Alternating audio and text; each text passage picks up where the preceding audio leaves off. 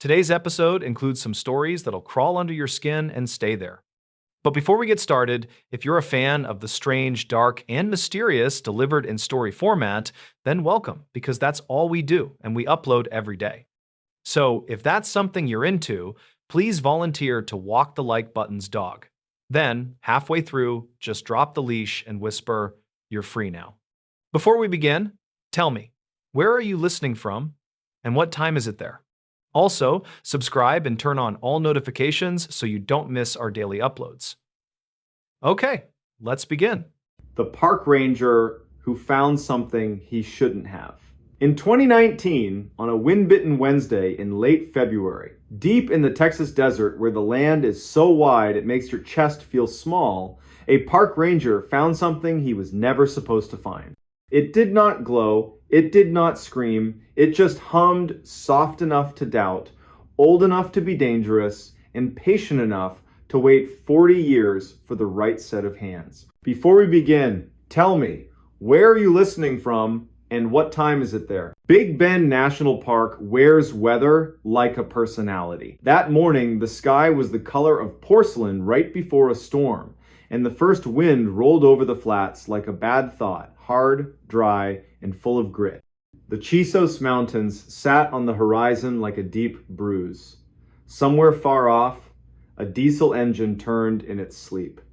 A red-tailed hawk hung motionless over the river road, and the river itself stayed out of sight, the way a secret keeps itself out of your mouth. Not gone, just waiting. Kier Halden had the early shift.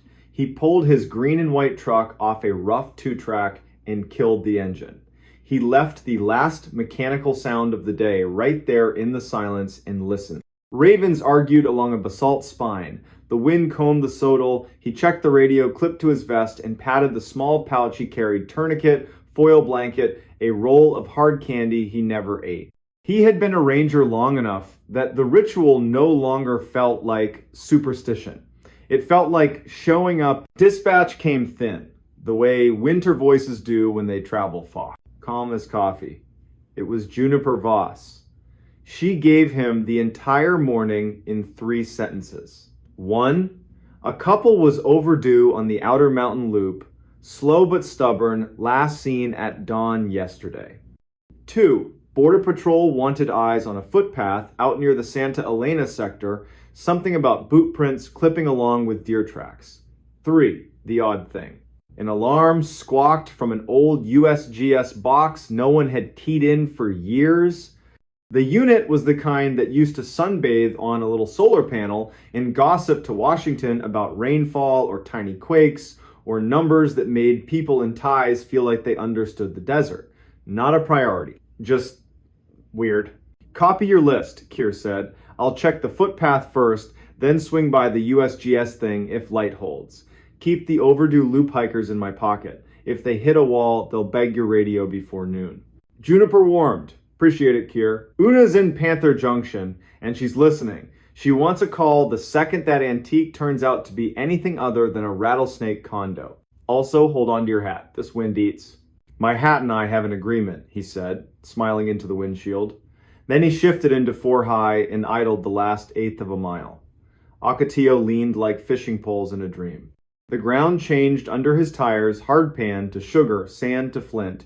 He stopped where a shallow arroyo opened its mouth and stepped into a moving silence, the kind that lifts sound off you in strips. The sun hit his cheek like a warm coin. The footpath wasn't a path so much as a set of habits worn into the land. One moment it disappeared, the next it returned. As if embarrassed, he followed it by the rules all animals obey. Where a coyote would choose shade, the prince chose shade. Where the wash cut deep, the traveler stepped high along the bank, then drifted back down. Kier could read height in the length of a stride, weight in the heel bite, worry in the way a left foot trusted soil more than the right. The tracks cut south and west. Not his business, unless the story moved too close to paperwork. He gave the arroyo an honest hour, then turned toward a low ridge where the old stone shows its hand. The USGS unit sat where Juniper said it would, half hidden in shin oak, a dust-colored box with a turtle-back lid circled by a ring of rocks meant to keep cattle from testing it. A ground rod poked up like a silver reed. A cable that should have run panel to sensor lay severed and curled in a small defeated loop. Everything about the box said one word: old. The agency badge on the lid was sunburned down to a ghost. Keir crouched and touched the lock. It had been cut once in some other decade, replaced with a newer hasp, then left alone. He had bolt cutters in the truck. He also had a phone and a supervisor whose caution had kept more people alive than anyone would ever be able to count. He radioed Una Ketteridge and reported only the facts, no adjectives. Feels like a history lesson, Una said. But it pinged the system. Could be a dead battery hiccup, could be a bored cow, could be a deer with opinions. Use your judgment. If you cut it, I want eyes on whatever you see. On the walk back to the truck, the wind had put on a better shirt. It had shoulders. He returned with the cutters, braced the box between his knees the way you steady a barrel, and bit through the hasp in one clean press. The lid lifted, reluctantly, seal hiss, a sigh. Inside, a spray of sand in a neat gray well. At the bottom, dry as the moon, sat a metal cylinder the size of a coffee can, strapped in place. A conduit ran out of sight underground, snug, official. On the cylinder, a hand-etched label slept under yellowed tape. Lechuguilla Array, Node C, date July 1976. Keir didn't say anything out loud. Lechuguilla is a cave in New Mexico, days to the north, in a world underground, but the word tastes like limestone and men with carbide lamps. He snapped a photo, sent it to Una, and waited. The wind set a hand on the oaks and took it back. Una returned with a name, Harlan Sevier, at USGS. He says that's a shock sensor, not seismic. They use them at the tail end of certain tests to see if anything rattled. He also says if you'll be a saint and bring the cylinder here, their archivist will buy him dinner if it's got the word Lechuguilla on it. Happy to fund your stake, Keir said. One more look before I break the strap. He slid a hand along the cylinder. The metal felt cool, as if the sun hadn't mattered to it. His fingertips found a folded paper tucked under the strap. He pinched it free. A field, tag time, weather, who to blame. The ink had softened but held. The name on the tag wasn't one he knew. Ivar Cade. Below the name, replace node C if hum persists. Call Rourke. Keir sent a photo of the tag. This time, Una took longer to answer. When she did, her tone changed the temperature of the room he was standing in. Rourke Delmont used to be a deputy in Terlingua, she said, retired to a house outside Marathon with too many cats and a ham radio. If his number still exists, Juniper will find it under the paper nobody ever looks under.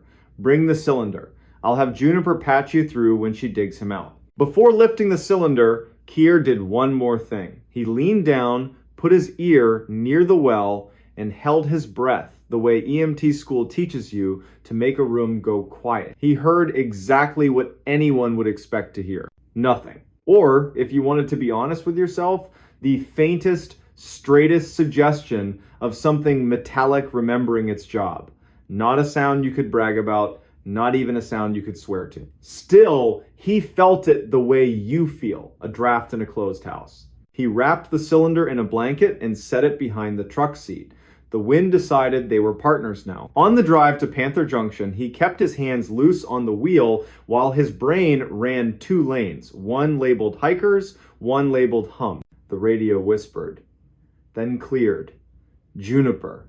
And then another voice riding in on her line, dry, amused, patient, like a man people invite to funerals because he won't make it about himself. You found something that used to pay my salary, the man said. Rourke Delmont, please tell me you didn't open anything that says do not open. I don't drive after lunch. Keir told him the story from the top. Rourke told one back. It started in the 1970s when men wore ties into the field and ended when people stopped writing months out longhand. The short version, at the end of a certain era, a few hush-hush pieces of gear got planted in places they didn't belong and then forgotten when one team assumed another team would clean up. It wasn't sinister, it was human. Drawers are easier to open than to close. Ivarcade, Rourke said, trying the name on his tongue. He was a tinkerer, listened to ground like it had opinions. He had this thing about humming. Said if a box hums, you treat it like a street dog, no sudden moves. Stop when it stops. Sounds like his note. If you get that cylinder into your office and crack it, and something inside looks like it wants to be played on an old machine, call me back and let me be foolish one more time. I promise, Keir said, because men who talk like Rourke do not ask for many promises. Panther Junction did its lunch hour ballet as Keir rolled in. High schoolers in borrowed hats argued about which loop had a better spring. A sunburned couple congratulated themselves for picking the Vista Trail instead of the tree trail. Una met Keir at the side door and walked him down the coffee and dust hallway to a small room she called the museum, because if she didn't love it, it would have become a closet. The cylinder went on a table cleared of maps that had been retired by someone who refused to admit it. They did it by the book. Photos first, as if the object had a lawyer. Gloves next. The strap had baked into one long sigh. It gave when asked. Under the lid was not a riddle. It was a spool of quarter-inch tape, wound neat, the kind that used to carry voices and now mostly carries nostalgia. Una didn't rout politely. Rourke, it's your foolish day. He promised 15 minutes and made it in 12. He looked like the part of Texas that doesn't apologize, pearl snap shirt, jaw that only meets a barber when forced. He carried his machine under his arm like a hymn book someone kept by the bed. He set it on the table with gentle authority. I kept one, he said, in case my cousin wants to hear his band from 1983 and pretend it matters. Let's hope the belts haven't turned to spaghetti. They threaded the tape, slow, careful. The tape looked good. Old, yes, but not brittle. Una closed the smoked lid with both hands. Rourke pressed play. The machine thought, then did the thing it was born to do. Sound came. Not music. Space. The kind of wind you only hear inside a square room where corners argue. Beneath the wind, metal ticked cooling, settling. A voice tested a frequency and lost interest. Silence held its breath too long and then broke in two. A different voice, young, certain read a time and a barometric pressure, and then ducked his head like he was embarrassed. Minutes walked by and refused to hurry. Keir forgot he was standing. Una leaned without leaning. Juniper appeared in the doorway and didn't cross it. Around minute 11 or 12, voices started coming in more often, short barks of men in sun stupor. They tossed numbers back and forth. Then the numbers stopped, and something in the room with them tried to take the speaking away. Do you hear that? The young voice said, pleased and uneasy at the same time. That's the hum. It's not in the wires. It's under me. Rourke leaned in. The belts made a private adjustment. A long, thin sound slid up under everything like someone dragging the flat of a blade across piano wire. You could hear the tape hesitate, then pull itself together and keep going. There was more jokes about coffee that wasn't a man saying lunch like it was a destination. The young, certain voice, again, not yet, and later, now. At the very end, after the leader flapped and the machine hiccuped, there came 3 small knocks. Tap, tap, tap. Could have been anything, metal cooling, a knee against a table leg, but the kind of anything that sticks. No one spoke for a while after the reel stopped. Una found 2 mugs. Juniper poured from the thermos she kept for not really emergencies. Rourke lifted the spool with both hands like it was a plate his grandmother would notice if he chipped. What exactly did we just hear? Juniper asked finally, not demanding an answer. Somebody hitting the sensor lid? A can rolling across the floor? Why do 3 little taps make 3 people look at each other like we just heard a prayer said backwards? Rourke answered the tape. If Cade wrote that tag, and if the wind outside doesn't mind me being honest, I'd guess he heard something he decided was not wind, not gear, and not cattle. If he thought it was a hum, he would do what he always preached. He'd keep his mouth shut, he'd count. He'd refuse to answer. He taught me that when we worked a roadside call box that wouldn't stop ringing on its own. Juniper smirked a little. Do we have to file a report that uses the word haunting? We have to file one that uses the word found, Una said. Maybe returned. Anything else lives with time. The day pushed back into its chores. Rourke took the tape to his truck and swore he wouldn't play it for anyone who owed him money. Keir signed the chain of custody with a flourish just exaggerated enough for Juniper to roll her eyes and accuse him of showing off. Then he stepped back into a heat that had moved 1 shade higher. He still had the overdue hikers in his pocket. The river would throw a cold ribbon across their route. The front would stand up and try again by dawn. 2 hours later, he found them under a cottonwood, unhurt and mad at themselves, like all healthy overdues. The man's name was Corliss, which made Keir like him for no reason. The woman's name was Mylene, which made him like her for matching. They had underestimated the sun for the 500th time in human history. Keir gave them water, changed the rhythm of his sentences so they could cover their pride, and walked them back with a conversation about birds that let everyone keep the day. By the time he signed off from Juniper, the sky had turned the color of a bruise willing to heal. He drove to his little place outside Study Butte and sat on the step with his off-duty radio, playing a baseball score under a song. An insect flung itself against the porch light, learned nothing, and decided to live anyway. Keir set his boots side by side because the day deserved it. He slept hard and dreamless. Morning came with a sound like someone riffling a fat book. The front finally threw itself across the basin. His phone buzzed at 6. Una. Rourke had gone home, changed his shirt, then changed his mind, and gone to Marathon to pick a fight with the archives. He found Ivar Cade's obituary. 2 lines and a date. 2006. Loved the desert. Survived by nobody. Not the same as alone, but close enough on paper. What followed was a day of strange chores that make up the secret half of a park ranger's job. A woman dropped her keys into a pit toilet at Rio Grande Village, and Keir recovered them with a coat hanger and a moral crisis. A Mexican Jay picked not 1 but 2 sandwiches off a truck bed and strutted into a mesquite. A man cornered Keir at a trailhead to ask, with pure sincerity, where the dinosaurs sleep at night. By late afternoon, the front was empty and the air could remember how to be clean again. Without planning it, Keir's truck found the 2-track, then the ridge. He didn't expect the stand of oaks to look guilty. He didn't expect to kneel beside the empty USGS box and feel right behind his breastbone the desert's particular permission, the one that says you can stay if you keep your voice small. He put a palm on the metal and counted to 10 without breathing. Then he exhaled and counted to 10 again. A raven landed behind him and made a single rude comment. Keir laughed, surprised by his own sound, and turned as if he'd given his back to the wrong thing. The raven hopped, decided the joke had landed, and went back to its schedule. Keir wiped his palms on his pants and told the box out loud that it was not an afterthought. Then he walked back to his truck. That should have been the end of it.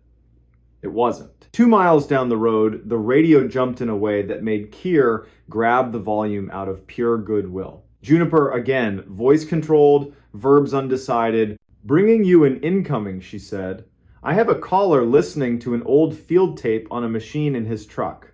He would like you to meet him at mile marker 23 on the Marathon Road and decide if he should stop. He says please twice. I believe it's Rourke Delmont. On my way, Keir said, because you don't let a good man have an embarrassment alone on asphalt. Rourke's truck waited on the shoulder like a patient mule. Driver door open. The little tape machine sitting on the seat where a person would be. The reels turned greedily. They didn't ask for much, just power and a little faith. Rourke kept one hand near the brake lever and the other on the wheel, like he might have to drive the whole arrangement away from something you can't swerve around. "It's nothing," he said as Keir approached. "Wind in a different hat. Men I used to be, saying numbers the way sunburned men do. And yet, listen to the part that pretends it's not there." They listened. Under the wind, not behind it, like a floorboard under a rug, a low line had begun. To call it a note would suggest it had manners. It didn't. It was a long idea someone forgot to end. Even the machine grew cautious, as if its belts could feel the shape of the room that tape had once been in. On the recording, the young voice spoke again. "Careful this time, do not answer it.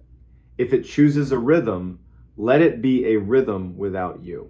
Rourke clicked stop with his knuckle. The truck filled back up with honest air and the faint smell of old foam. "He was a crank," Rourke said with affection. Cade. He liked to say there are only two kinds of people under the sky: the ones who answer first and the ones who listen first. Then he'd pick which one to be like he was changing shirts. He loved seeing what the world would do if he made it take the second move. "Why here?" Keir asked. "Because I'm old," Rourke said, "and I'm practicing telling a story to the place it happened." So Keir let an old man stand with his truck and his tape and his empty road and practice while the light thinned and the Ocatilla leaned into evening. The next week, life returned to practical. A coyote watched Keir eat his sandwich and didn't complain when he got none. A bus full of fourth graders sang a prickly pear song until their teacher begged mercy. The tape traveled to Fort Collins in a box with 3 labels and enough bubble wrap to outlive all of them. Harlan Sevier wrote an email full of thank yous and jargon that made gardening sound attractive. Una allowed the museum to be a museum for 1 more hour. Juniper added a sticky note to her console that said hum in tidy pen. She said it was a reminder. Nobody argued. Spring showed up like a kindness you don't deserve, but take anyway. Wildflowers did their loud, brief job. The river had just enough weight to trick children into thinking it was permanent. Keir took 2 days in a cabin near Terlingua and practiced being nobody. He woke once with a name in his mouth that wasn't his and laughed at the rafters for the body's weird tricks when the mind is too full of story. Late April brought a letter to Panther Junction on paper that believed in itself. Una slid it open with a pocket knife just because it's always fun. Ione Greathouse, archivist, wrote in a tone you'd expect from someone who can't believe she's paid to do what she loves. Thank you for the cylinder, thank you for the tape. They had duplicated it and cleaned it until someone might mistake it for modern, though its real value was in the fact that it wasn't. As for the hum, it did not exist in the tape as a measurable frequency. It existed as a missing one, a hole where numbers stopped trying to be numbers and then remembered themselves. The packet included a transcript with timestamps and that one line that still put a chill on the back of everyone's neck. Do not answer it. Keir read the whole packet at his little table by his one window. He read it slowly, the way you set out water for an animal you hope will trust you. Then he called Rourke and offered to drive up. "Bring limes," Rourke said. "I'll bring something that burns properly." They sat on Rourke's porch while the cats did criminal things around their boots. "What did we find?" Keir asked the dark. He wasn't asking for nouns. Rourke lifted his glass, set it down. "Proof of boring bravery," he said. "Men in a small room under a big sky who decided not to be interesting in the wrong way." They heard a thing they couldn't own, named it hum, counted it, refused to answer, ate lunch, and went home. Then they left us a spool no one cared about until a winter wind told it to wake up. A train with no business being that close laid a ghost horn over Marathon and moved on. Cats faced the horizon like it owed them. The stars did what they always do after weather, brag. The next morning, Keir stopped by the museum. The empty cylinder sat on a shelf at eye level. The card below it said the simplest possible thing. Found near oak? Returned to desk? The rest lived between the wind and anyone willing to lean close. On a Friday in May, when tourists arrived like convoys and the park gets louder on the surface and quieter underneath, Keir hiked up a dry wash and saw 3 small round marks pressed into dust on a flat rock in the shade. He touched one lightly with the back of his middle finger. The way you test a skillet you don't trust. The marks were fresh. They could have been made by a walking stick. They could have been made by the end of a tape case. They could have been made by a raven being too literal. He took a picture anyway. Then he wiped the rock clean and laughed at himself, because the rock did not mind and did not notice. That night he called his sister in New Hampshire to hear how her voice could make heat talk about snow.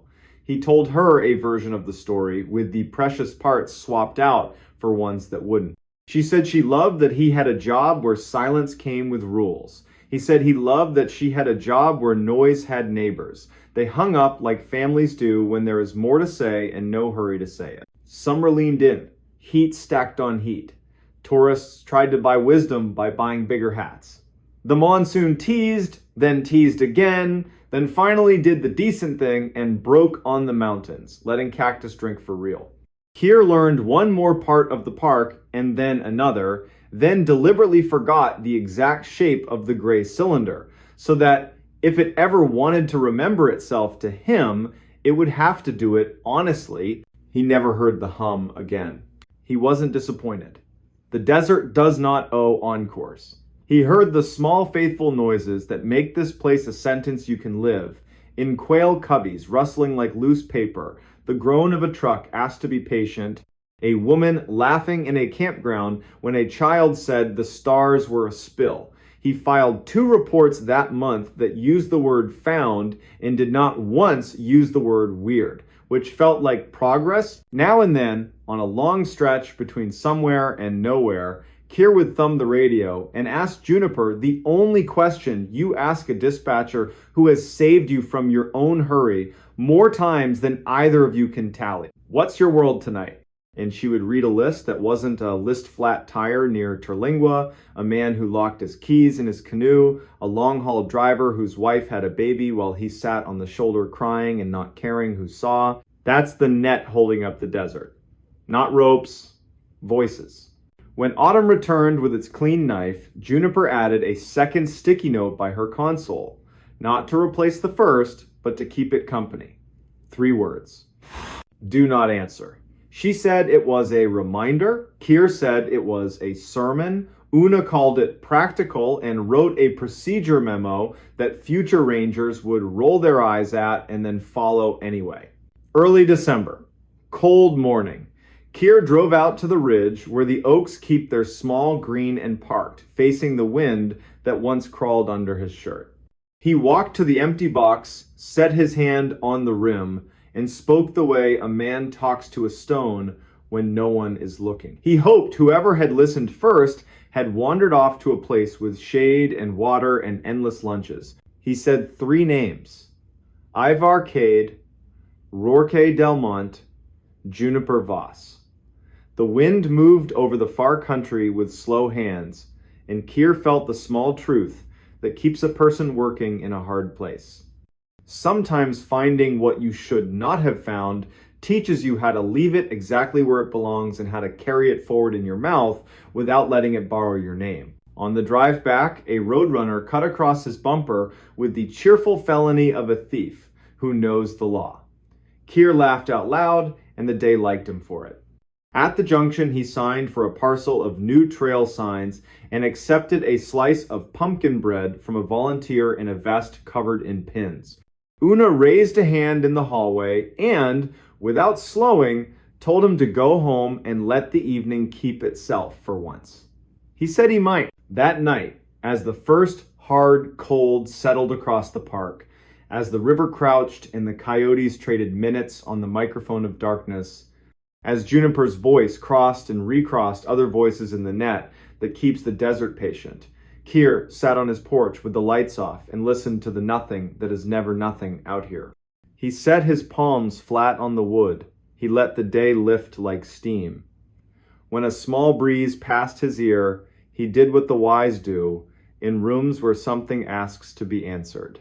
He counted to 10, then to 10 again. And because he knows the difference between bravery and good sense, he did the hardest, bravest thing he could do. He said nothing at all. He followed the voice in the woods. In late November 2016, a small Vermont town quietly changed the rules for how you answer the dark. Friday night. First snow falling like ash over the Black Spruce Tract 160 square miles of public forest that starts just west of Cold Hollow and runs up to a ridge the color of old iron. Wind from the north braided through the needles in one long note that makes decent towns leave porch lights on a little later. Inside the Grange Hall, the fire department fundraiser clattered along. Raffle wheel, paper plates, kids ping-ponging between folding chairs, and one man, Orrin Vale, 39, a union electrician and lifelong night walker, kept glancing at the windows whenever a gust put its hard hands on the glass. Orrin's grandfather taught him to read the woods like a second alphabet. He carried a compass the way other men carry a pocket knife. He knew the low deer paths, the soft saddles between hills, the larch bark smell in thaw.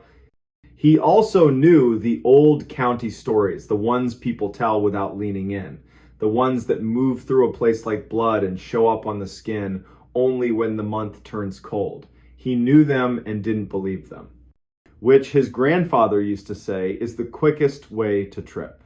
At 9:30, the last raffle number got called. A cheer, a whistle under the eaves.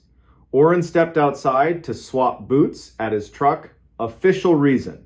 Real reason, listen to the night. Sky with that pale pre-storm glow that shows up 5 minutes before the real snow decides to get serious. He tightened his laces, looked beyond the last lit porch at the forest's black shoulder. That's when he heard it. A word as soft as an unfinished thought. Hello! He locked up like an animal when a twig snaps wrong. Then a short laugh at himself, shake it off. Your name is not written in the air. Street still ordinary. A plow truck idling on the corner, TV glow in a window, boots crunching frozen grit. Nobody else stopped. He headed home, head down against the fine sting. At the seam where the last streetlight quits and the road becomes suggestion, the voice returned clearer from the tree line. Orrin, truck radio bouncing off metal, teenagers behind the mill, or just the human ear, born to fall in love with the shape of its own name. He didn't speed up, didn't slow down.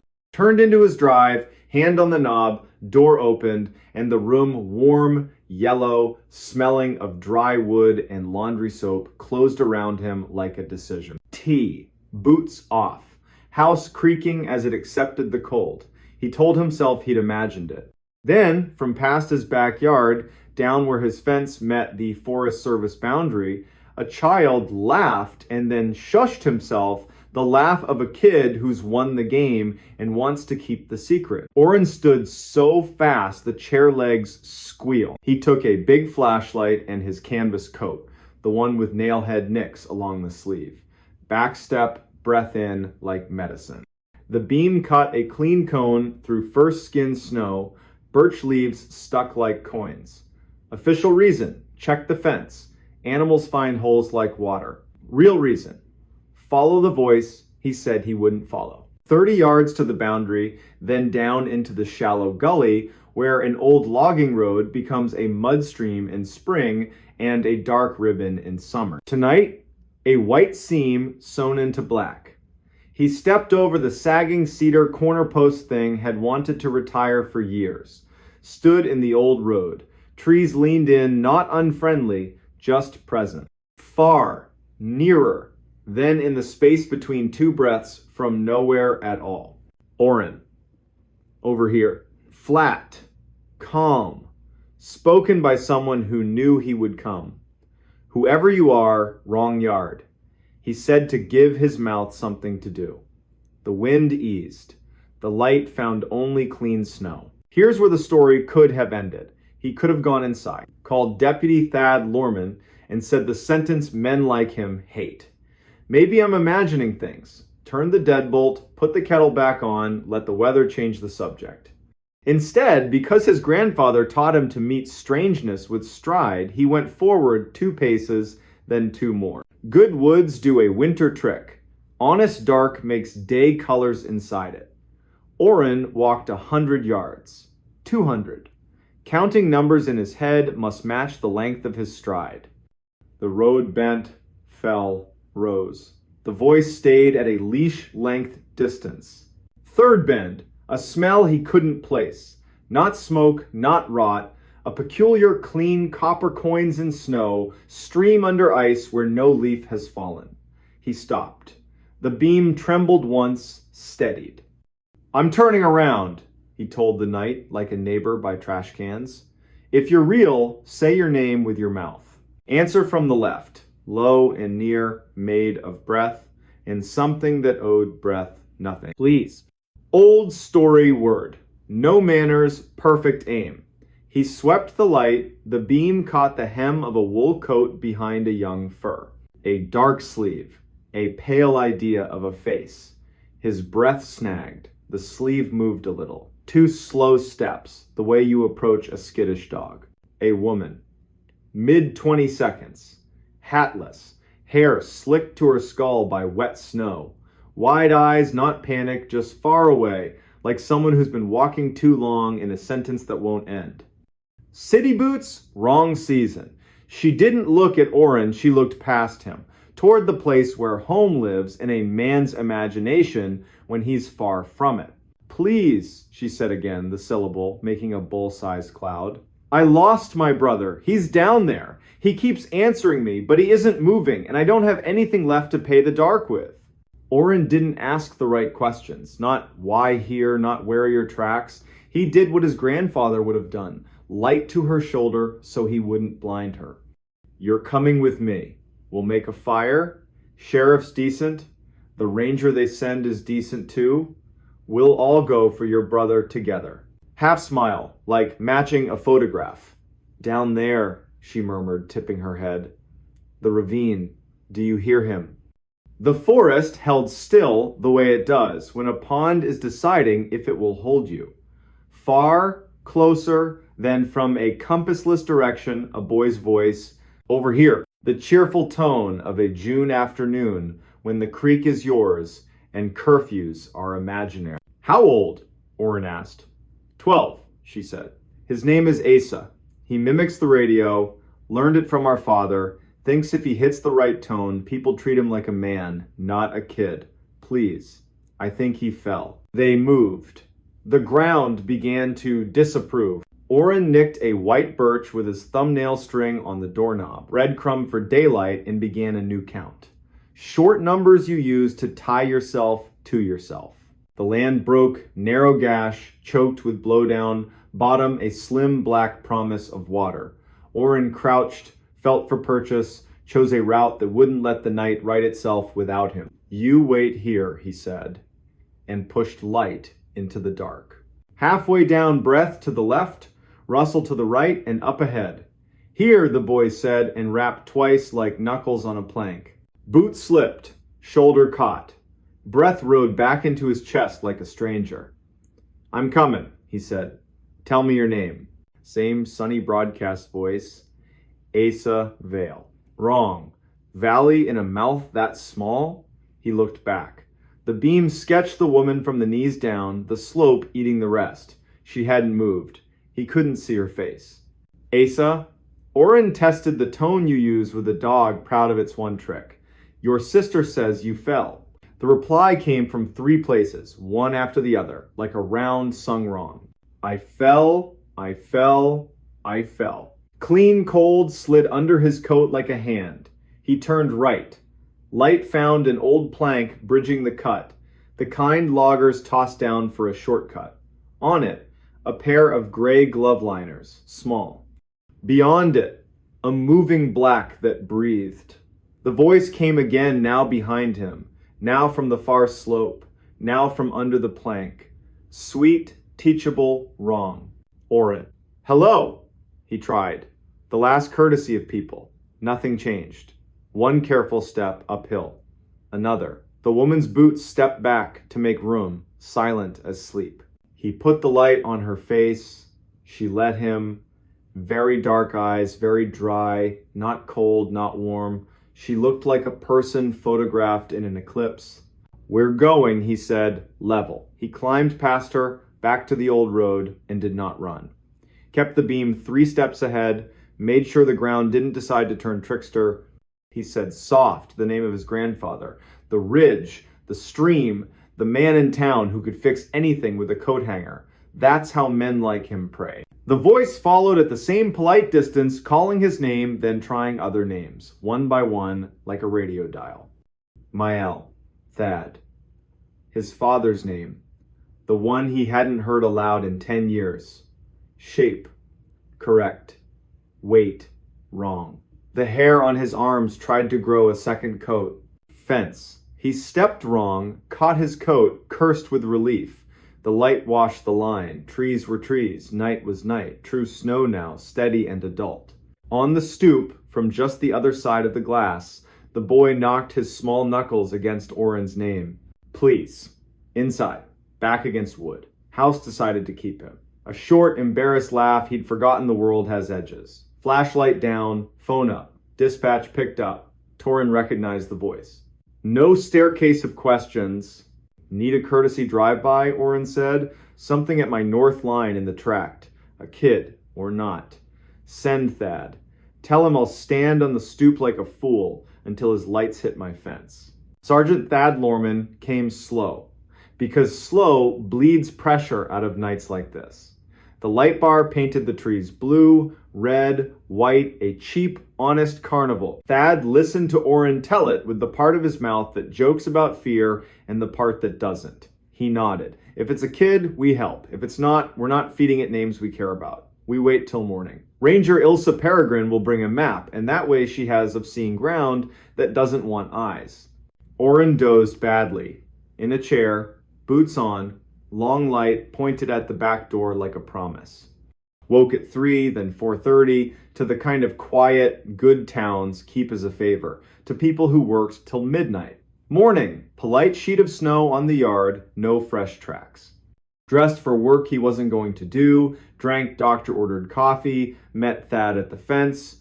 Ilsa arrived 10 minutes later with rope and calm. Ilsa Peregrine had the patience of someone who's pulled people out of rivers, trucks, and bad ideas. She let Oren map the night with words, asked 2 questions, had him repeat the glove liners and plank bit. Then, we'll walk to your nicked birch and the lip. We won't drop below without more bodies and a line. We'll bring a bell. We will not call names into the ravine. We won't teach the woods our voices. Do what I do. They walked the old road like a small procession, remarking only on the practical downed limb, slick spot, this looks fine and isn't.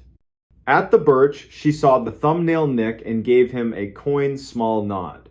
At the lip, she set a glove down, put her ear over the edge, listened like a nurse, eyes closed a moment. When she opened them, nothing in them was darker, but something inside had locked its door. The bell, she said. Thad, stand back, palms open. Think about your wife saying your name on a normal day. Oren, think about your mother saying yours. I'll drop, we'll listen to what the ravine does with it. Little brass counterbell, line to wrist. She lowered it into the cut, tapped once. Sound went down and became shape. A second, softer ring came back, a beat late dutiful mimic, pleased with itself. Exactly what she expected, exactly what she didn't want. Another pattern, another shy echo. She drew the bell up. We back out, she said. Return at noon with 5 people, a net, and the kind of logic more eyes bring. We don't talk loud about this in kitchens. We don't make it a dare.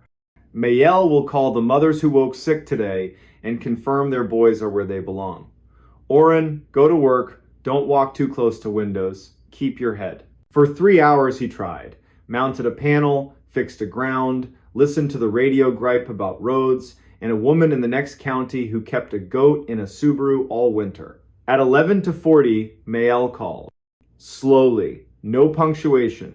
Every kid accounted for in Cold Hollow, the next 2 towns, and the next one after that. Only one mother admitted to a bad feeling her college-age daughter had forgotten to text goodnight. The girl replied, at 9, friends dragged her out. I don't mind being the woman who makes these calls, Mayel added. At noon, Ilsa returned with 3. 2 retired SAR, diehards rope and stubbornness, and a state biologist whose face said, no time for folklore, polite to people who do. Stokes basket, a sleeping python coil of rope. Thermal scope, rode again, practical commentary only. At the lip, scope warmed, Ilsa panned slow. Pause. A private smile. A frown. 2 small hotspots raccoon. 3rd signature doesn't behave. Warmer than air. Not moving, not shaped. Could be a rock remembering yesterday. Could be a hole trying to be a mouth. Could be nothing. Rope went to a jack pine who knew how to hold. Eulalia Pike tied knots like a magician. Holly Kempt tended the tail and told the rope jokes. Ilsa clipped in, checked gloves, looked at Oren. If I say walk, you walk. If I say sing, you sing. If I say back, you're halfway to the fence before I finish the word. Do you understand? Yes. She went over, no hero, just a person who rations courage by the cup. The basket followed, empty. Holly paid out, Eulalia counted. Thad kept palms open. Oren murmured the names again. The wind pressed its shoulder, then backed away, embarrassed. At the plank, Ilsa set her hand on the wood, didn't cross. Leaned, looked. The ravine hummed like a refrigerator in an empty house, steady, unashamed work. Her voice rose, clear without being loud. I see a glove. I see a hair tie. I see a shape that might be a bag or water. Acting clever. No body, no tracks. Mud's wrong. Too smooth for this time of year. Holly net. Down it went. She opened it, set it in the water, drew it slow fishing for a rumor. At the board she made a small sound, what you make when something lands in your hand that wasn't meant for you. A tape, she said. Cassette, labeled with a child's name. Ink bled, not a local surname. First name, maybe. Into a dry bag like a heart, looked left, right, beyond. Bring me up! At Oren's picnic table, Ilsa set the bag down. Holly opened it with thumb and forefinger reverence. The cassette slid onto a towel. Label, 3 stubborn letters. A smear. Another letter, a curl like the start of a V. A backward S someone had tried to fix. We take this to the county, Ilsa said. We don't play it at anybody's table. We don't invite it to speak until we decide who's earned the right to hear. Oren with me. Thad, drive the long way and stop at every porch where a mother is watching the window too much. Say the sentence that helps. Eulalia, Holly, pie at Mayel's. Tell her nothing but that the rope behaved. County building, gray carpet, binder smell. Tape on a clean towel. Evidence tech, Poe Dunnett, a kind face and an anvil name. Step back half a step, then forward. Gentle resurrection deck. Lid down like tucking a child. Play, hiss. A room trying not to be a room. Boy's voice high, those long rural vowels. Hello, he chirped. To whoever finds this. You're smarter than my uncle. He thought this was a good place to hide it. I thought it was a good place to make him pay attention. Oren's hands went cold. Ilsa folded her arms. Poe watched the deck, not the wall. I learned from the weather radio, the boy went on. 2 notes, then a voice. So here are the 2 notes. A whistle. Almost true. This is a warning for Oren Vale from Cold Hollow. I'll be by your fence tonight to ask for your attention because my uncle didn't give me his. Bring a real adult if you want. Don't bring a recorder. The ravine doesn't like competition. Poe's hand hovered over stop and stopped. Tape wobbled. The voice shrank. In the back, a woman spoke soft, far like another night in another room. The boy laughed. I'm not supposed to laugh here, he said. Click. Out like pinching a flame. 20 counts of silence. Then Ilsa said what needed saying. Someone taught a child to mimic the radio and throw it like a stone. Someone told a story to the wrong head and let that head go walking with it into a night. A tape fell into a ravine where water thinks about voices. Next time, we will not let the water talk first. They worked. Knocked on doors along the ugly highway west of the tract, a trailer. A man who wouldn't answer until Ilsa said please the way a daughter does to a stubborn father. He opened. Saw the tape, covered his face. Made a sound older than apology. Said one name without looking up. Asa had been 12 inches, 2006. His mother believed something that charged interest. His uncle believed in nothing but tricks. Asa memorized the weather radio panel like a prayer, used it for jokes, then defense, then art. He threw his voice into dark to see if the dark would throw it back. It did. One November night, he walked to the ravine to show the dark. He didn't come home. The uncle told no one, managed grief like a secret, called it clever. It was cowardice. They found a hair tie. 2 glove liners. In spring, when the ravine surrendered its slow winter work, a shoe with its lace still tied, and 1 small clean bone. They wrote what the report allowed. No spectacle, no feeding the woods names it hadn't earned. For a week, Orrin stood by his fence each night. Didn't call, didn't answer. Stood. Trees did the old work. Wind chose other halls. Once, very late, when the stars dropped their light lower, a voice from somewhere between branch and ground said his name without hunger. Orrin, like ticking off a list, he said nothing back, let air, cold, and needles speak over him. Went inside, boots by the door, slept without dreams. That winter, from Route 2, the tract looks like any black wall with silver on it. It is any forest. It will let you in if you bring a good map and let you out if you bring better friends. It will listen to anything you say, repeat very little. If you ever stand on a porch in first snow and something at the tree line uses your name, you'll do what Cold Hollow learned after Orrin Vale followed a voice once and decided not to. Again, go inside, put water on with her big. Call the person whose job is rope. Don't teach the night the words daylight will need. There are always voices in woods where wind earns its wages. Some are weather, some are water under ice. Some are branch and bird wearing a rhythm our heads mistake for language because language is the rhythm we gotta reach each other. And some are something else, a debt you pay by sitting still while the professionals work. If you must say anything to the dark, keep it brief and ordinary. Say your street, say your name the way you learned it when you were honest. Then say the one true sentence, Ranger Ilsa Peregrine gave this town to keep like a matchbox in a drawer. We are not answering you, we are not leaving you, we are coming back with more people and better light. What happened inside the tunnel changed him forever. It starts with first snow over the Cheat River, late November, year 2011. The kind of ash-colored flurry that only sticks where the mountain keeps its shade. Down in the cut, where an old railroad spur once ran through Brushy Mountain, there's a brick-lined tunnel that still breathes iron and limestone like it never retired. Locals know. Places like that are older than whatever story you brought with you. The man who walked in that night was 38-year-old Thayer Mott. 2 years home from a blistering overseas contract where dawn came with a buzzer and the heat tried to erase you daily. Back in West Virginia, he did county roads, cones, culverts, sleeves, rolled exactly the way your grandfather approves of.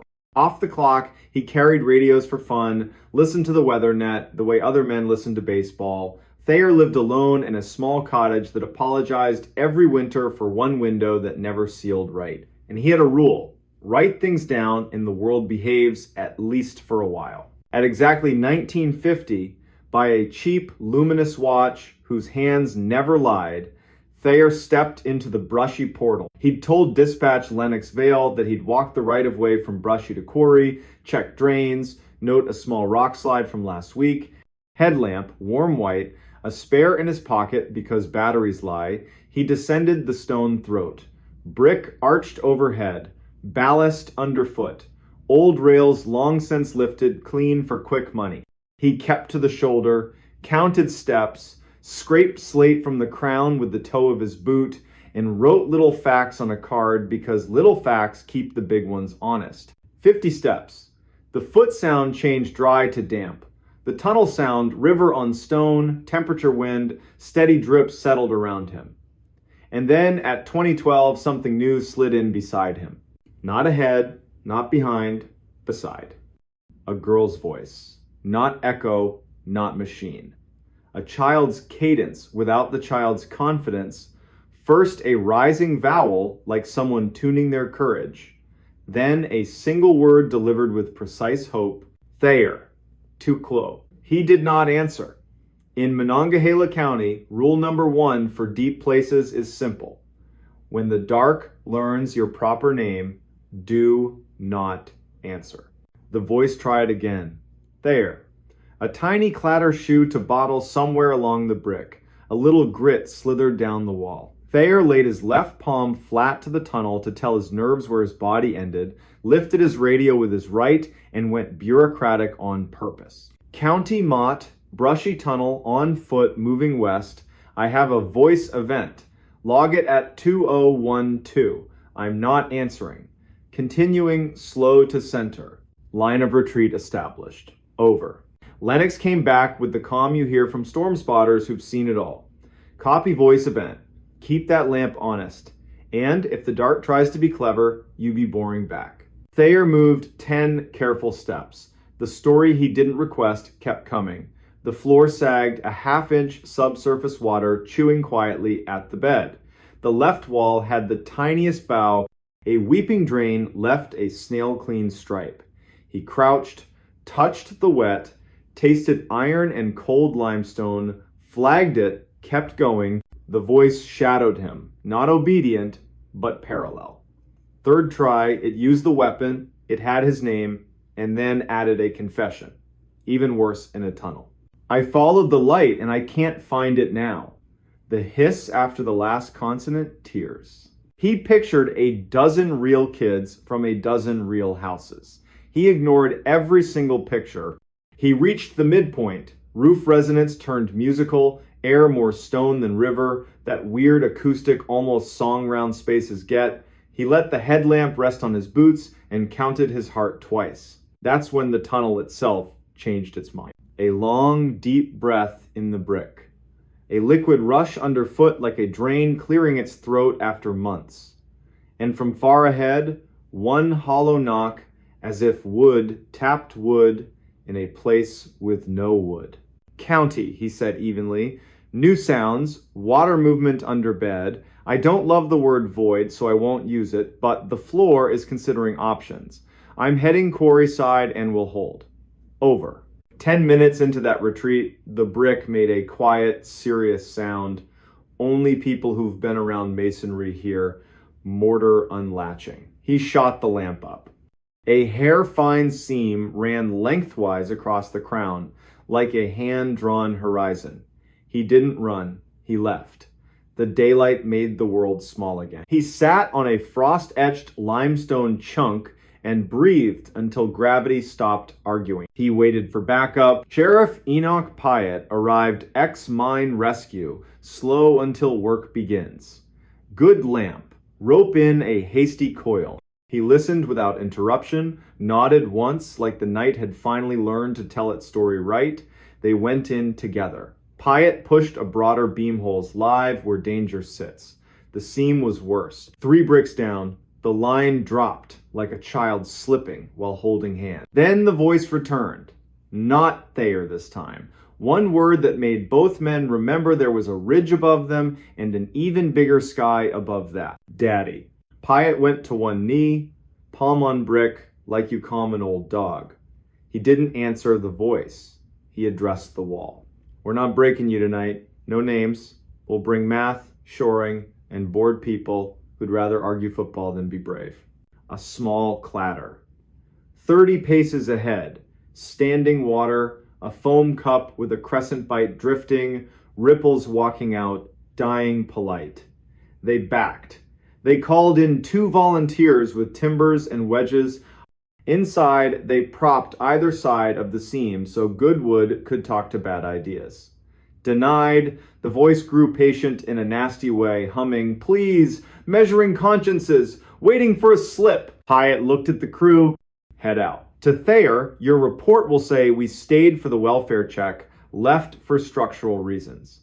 The other reason they didn't say, the seam and the voice had begun to sound like the same thing. The county fenced Brushy indefinitely, which translated means permanently. Teenagers found new holes. Grown men found other ways to leave their lives for an hour. Thayer went back to culverts and shoulders and the safe ache of good work. But the tunnel wasn't done with him. January brought gray armor to the river, wind to the sycamores, and a call from the county, meet Hobie Kress at the quarry side. Hobie was a snowshoe happy, content guy who posted reverent videos in places that do not want influencers. He'd filmed himself stepping 5 feet inside the arch and dusting snow off his hat like he was blessing it. The county wanted a conversation, not cuffs. Against his will, Thayer liked Hobie. Clean cut, the smile of a man forgiven by the world for 30 years. Thayer said, "The brick is tired, the river is mean, the air is not your friend."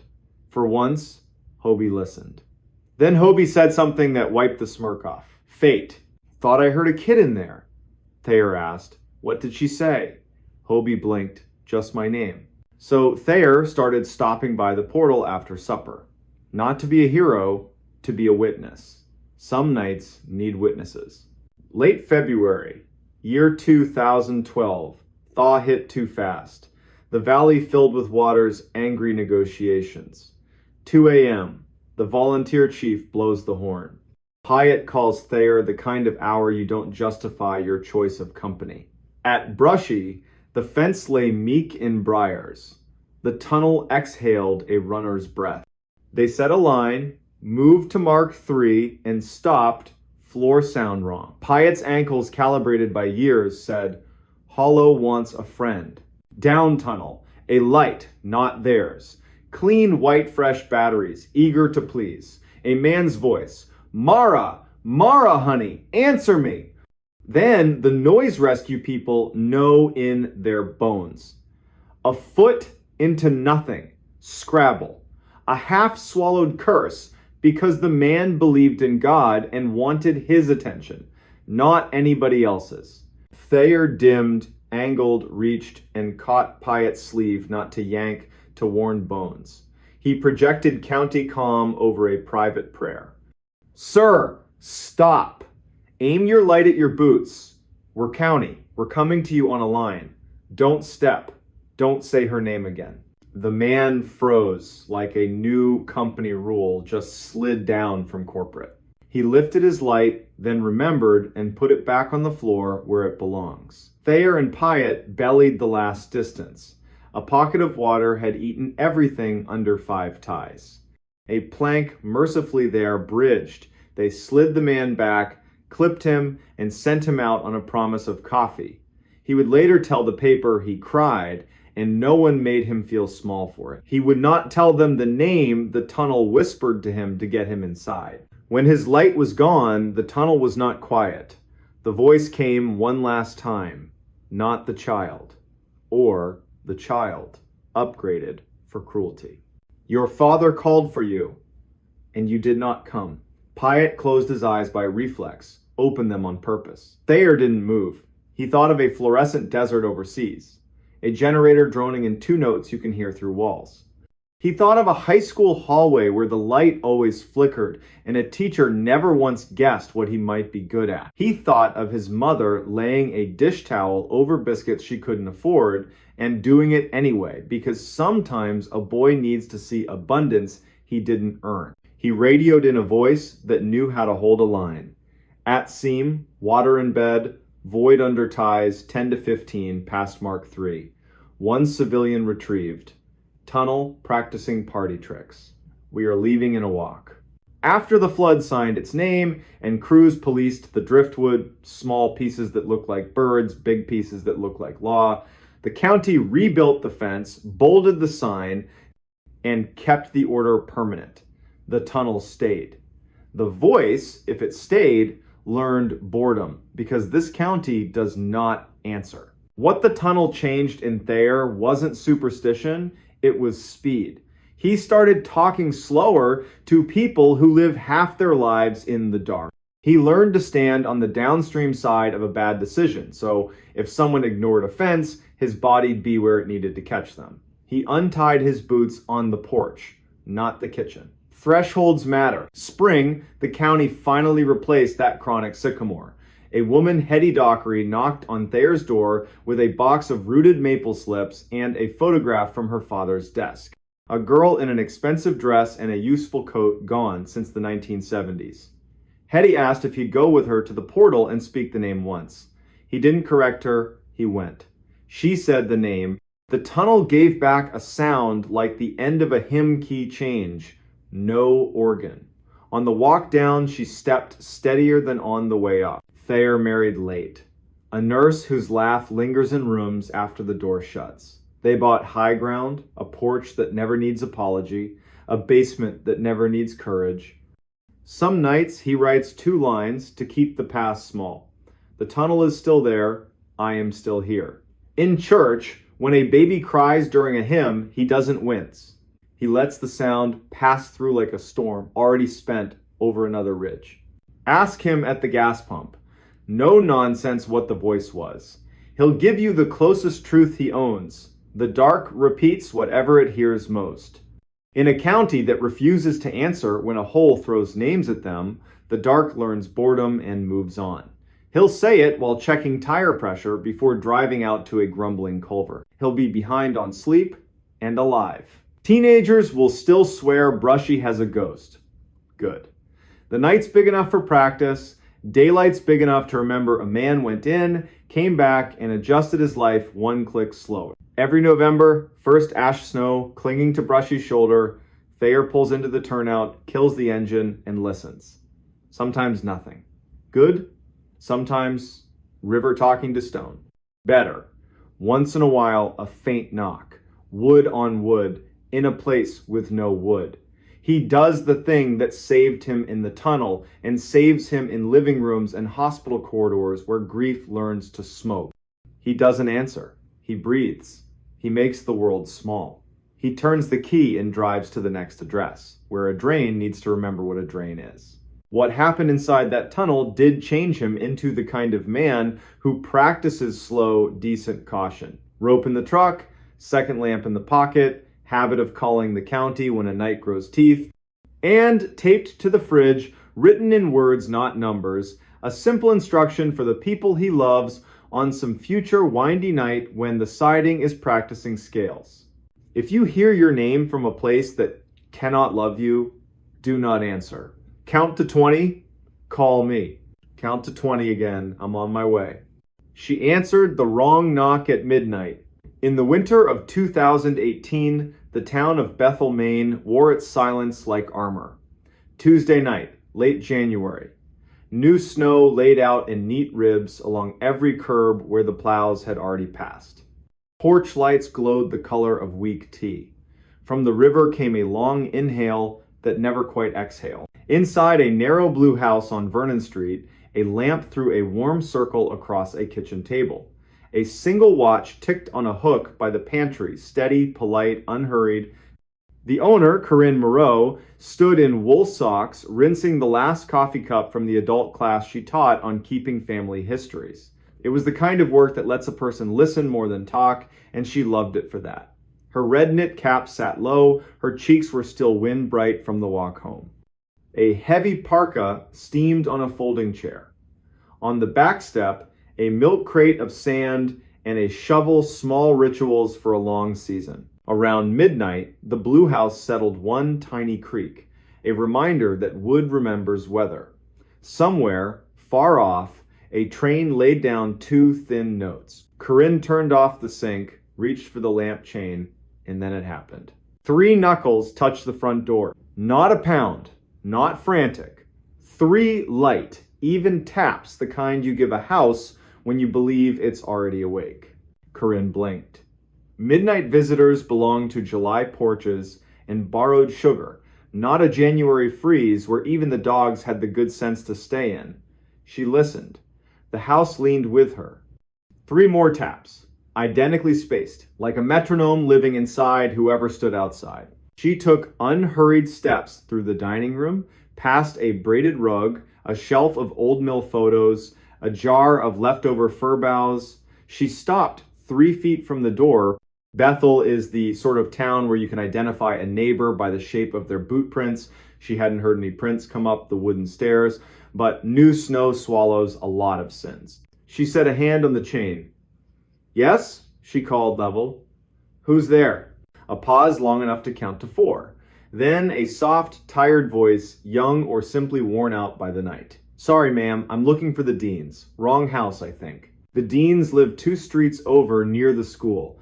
Mustard clapboard, perennial porch light. Corinne pictured a face gone red with cold and embarrassment. She kept the chain engaged, turned the deadbolt, and cracked the door an inch, then 2. Cold came in like a hand. No one stood there. In the pale coin of her porch light, empty boards, black wet seams where snow was melting on the rail, the faint hiss of flakes falling without wind. The street lay smooth and unwalked, a quilt. She lifted her eyes. Nothing moved. "Hello," she said. "I heard you. I can help you find the Deans." Silence. Something in her, something practical and sharp, disliked the game. She shortened the chain 1 link and eased the door shut. 3 more taps. Not at the door, at the living room window. Light, quick, like a sparrow asking to be let in. Corinne pivoted, left the front door on its chain, crossed to the dark window, and clicked on the lamp. In the glass, she saw her own reflection, cap low, mouth set. Outside, a blank yard, lilac bushes and white shoulders, no prints pushing toward the house. Behind her, the chain made a tiny metallic sigh, as if the door had settled. Corinne wasn't a fearful woman, she was a list maker. Lists fix chaos. If there's a problem in Bethel, somebody has a phone number for it. She reached for her mobile, found it under a magazine, and let the screen light her cheek. She considered reasons. A teen dare, a drunk apology, a stranger embarrassed to need help. She flipped the light to flashlight and went back to the door to test the chain. On the second link, the metal popped a bright tiny snap, a necklace breaking. The door opened another inch, not because she pulled, but because the swollen jam had been waiting for permission. Colder air slid inside. The porch looked like static. No silhouette, no shadow, just stillness. The unnerving kind you feel when a familiar room has been ever so slightly rearranged. "Stop," she told herself. The door, the night. She closed it, reset what was left of the chain, threw the deadbolt, and put a palm flat on the wood. Out loud. For her own nervous system, she took inventory. Door shut, chain up, deadbolt engaged. I'm inside. Snow on the porch. No footprints. It's after midnight. I'm calling non-emergency now. Rilla at the sheriff's office answered with a flannel voice. Corinne summarized, 3 knocks, wrong name, empty porch, window taps. Rilla took the address, promised a deputy after helping a stranded car on Greenwood Road, and asked if Corinne was alone. Yes. Then, do not open again for anyone you can't see and greet through glass. Understood, Corinne said, and said Rilla's name back to her, because names make long nights shorter. She switched off the hall light and watched her street from the living room window. Across the way, the blue house was dark. Miss Doyen had gone to Lewiston for the week. A camper sagged under a tarp. Farther down, the broker's wire reindeer still stood in their thin fur coats. Snow hushed everything. The heater sighed and fell silent. Shadows stretched, then tightened. Her reflection in the window became a stranger standing too close. She looked at the doormat, no melt. The rail, no hand. A soft shuffle at the back door. She didn't flinch. She moved by plan. The back door had a small square of frosted glass. Anyone became a blur behind it. Corinne set her fingertips on the wood. "Deputy?" she called, letting the word do some work. "If that's you, please speak." The shuffle paused, then nudged left, where the sand crate Saturday. Plastic tapped softly, like a toe on a toy. Fox? Curious neighbor? Someone deciding whether to be decent? A thin snake of cold slid under the gap and wrapped her ankles. She saw herself, from above, a woman in wool socks coaxing her house into staying brave. "Please," a voice said, but not from outside, from the dark phone in her hand, a live line hollowness. "Please, can you help me? Wrong house. Wrong number. I have the wrong number." She woke the screen. No incoming call, only her outgoing to the sheriff. She set the phone on the counter like it was an egg she didn't want to crack and realized her mouth had gone dry. A glass of water steadied her hands. Her teeth clicked the rim. Small, human, ordinary. The back door knocked again. Not gentle now. 3 careful, even raps with weight behind them. The doorknob twitched, tested, stopped. Headlights washed Vernon Street with white bars. A cruiser idled. A brown-jacketed shape stepped into her porch light and raised a hand. Corinne's whole body let go. Deputy K. Bourdain, tired, decent, stood in snow-dusted eyebrows and a hat that had seen winters before this one. "Evening, ma'am. You called about a knock?" She told it straight. The taps. The wrong name. The empty porch. The window. The back door. The voice on a silent phone. He didn't smirk. He did the quiet arithmetic of a person paid to stand between strangers and the night. He asked to walk the perimeter. She waved him on. His beam skimmed low, the way you do when you care about tracks more than drama, he murmured to his radio. When he came back, cuffs whitened. He shook his head once. "Not a print," he said. "Doormats stone cold. New powder should have told on anyone coming up your steps. If they were here, they were careful or weightless." It read like a joke. It didn't feel like one. He thumbed the snap chain like a jeweler. Old metal. January is mean to things that work hard. He left a card. "If it happens again, call. Don't open. Even if it says my name, if it knows my name, call twice." He drove off with the small promises that keep small towns upright. Corinne reset the door, stood by the window until the glass grew warm under the lamp, placed the broken link on the table, and said the deputy's name out loud. Kellen Bourdain. The pantry watch ticked once in agreement. Sleep didn't come. She didn't insist. She dozed, sitting up in her grandmother's chair, to the heater's patient cycle and the sibilant peace of falling snow. Morning arrived honest. Plows took back the street with orange mouths. Coffee turned the world 1 degree kinder. Corinne ordered a new chain and deadbolt. The hardware owner offered to drop them by just to have something to do. By lunch, the bright brass was installed and the house breathed easier. By late morning, she'd nearly filed the whole thing under odd but survivable. She phoned the Deans, no midnight wanderer. She checked on Mr. Bix, his porch light would stay on. The librarian, honor Bly friend, former student, stopped by with a scarf over her mouth. Rilla says your house tried on a ghost. A generous word for a good knock, Corinne said, making tea. When she mentioned the voice through a dark phone, Honor's hand went to her own pocket. My Aunt Reba got a call during the 2009 storm, Honor said, from my uncle's number. He was on the couch next to her. No sound. Then a voice used her name like it had a library card. She set the phone down and said my uncle's name twice. The voice said, no, like it was correcting her. Did she believe it? I believed the way she sounded when she finished, like she'd passed a test she never agreed to take. They made a plan. Supper at Honors above the library, cards, easy conversation. At 3:40, the hardware man fit the new chain, talking loudly and cheerfully about a raccoon that learned to knock with a spoon. Corinne dropped the broken link into her desk.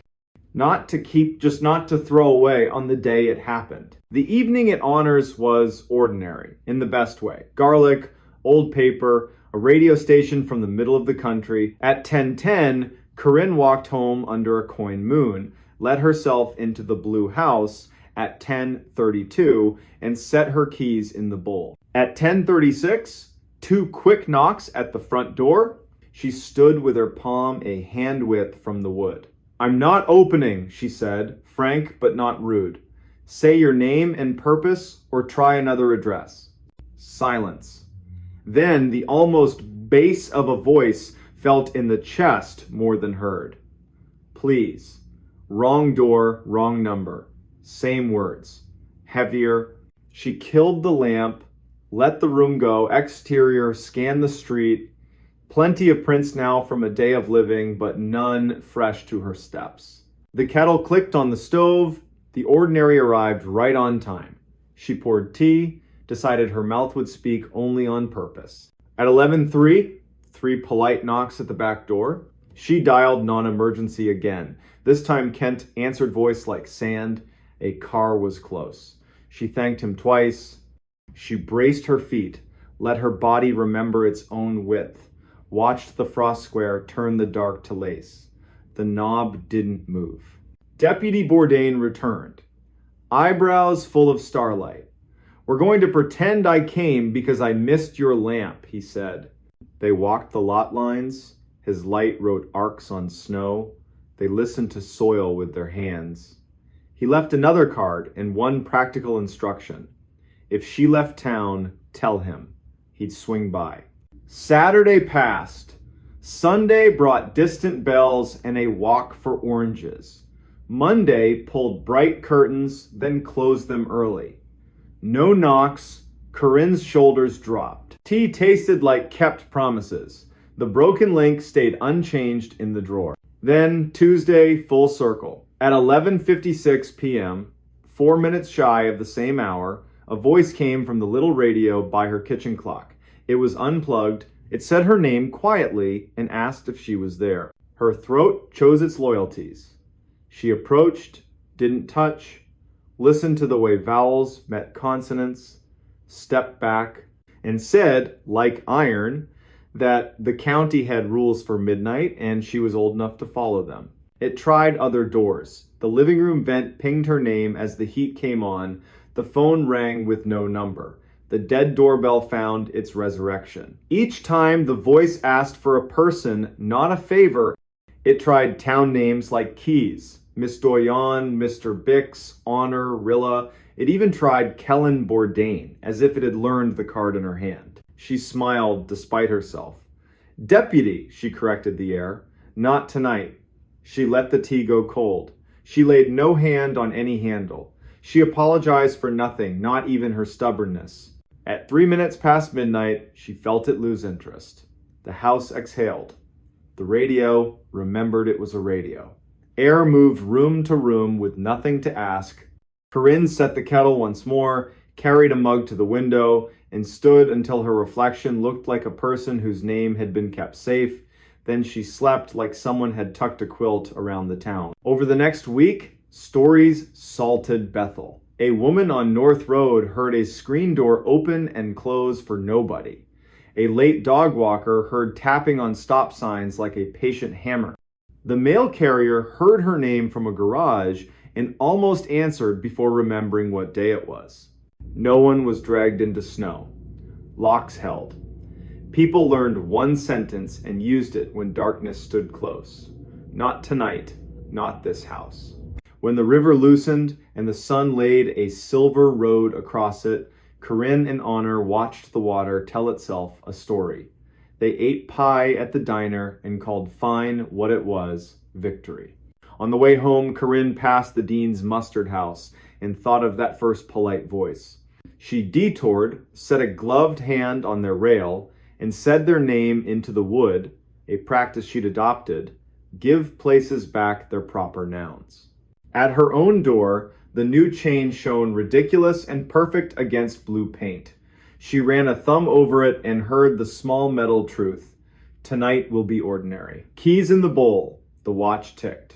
The heater hummed. The fridge sighed like an old man. From the street, 3 knocks. Not on her door, on the blue house next door, where Miss Doyon's son-in-law was picking up the last of her winter clothes. A harmless sound, not a summons.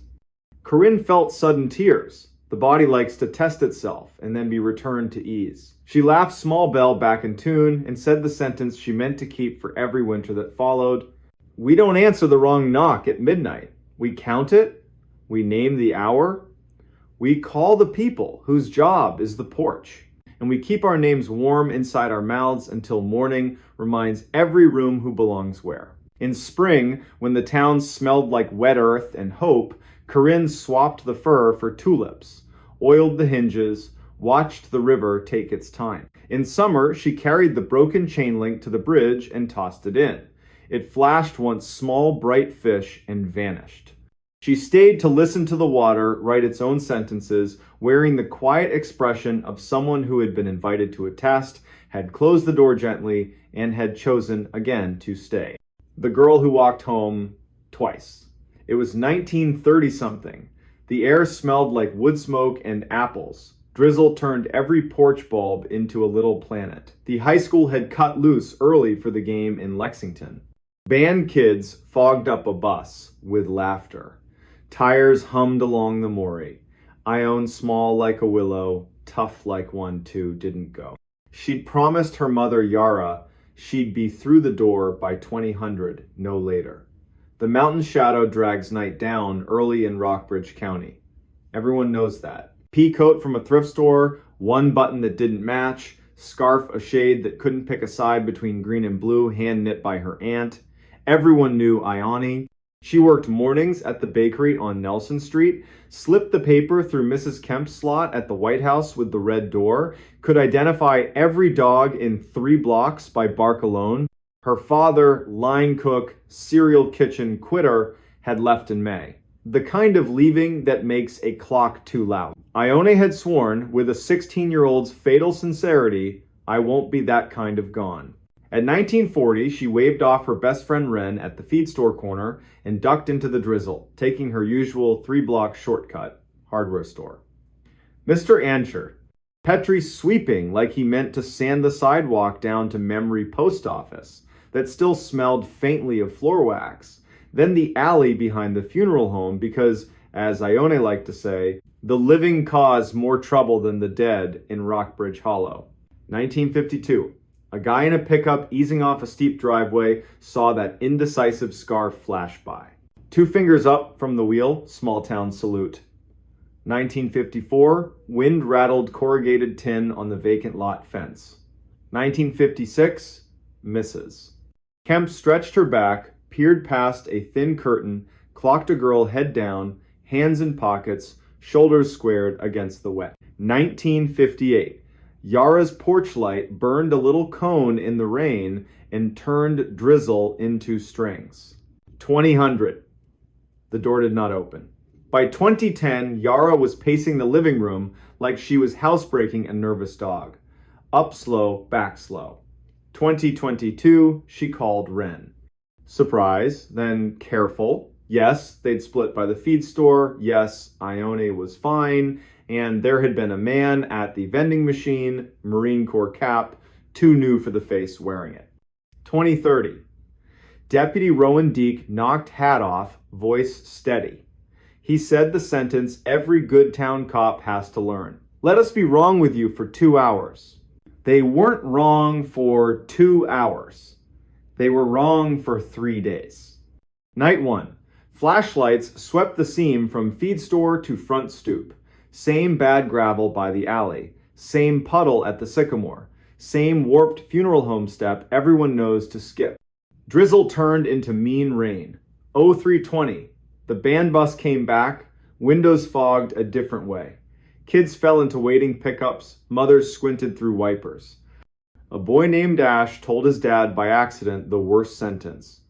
I saw Ione behind the funeral home. She had her scarf. When? Just now. And when he turned to point, there was only rain. Saturday pooled in neighbors' kitchens, coffee, quiet, too many glances at the clock.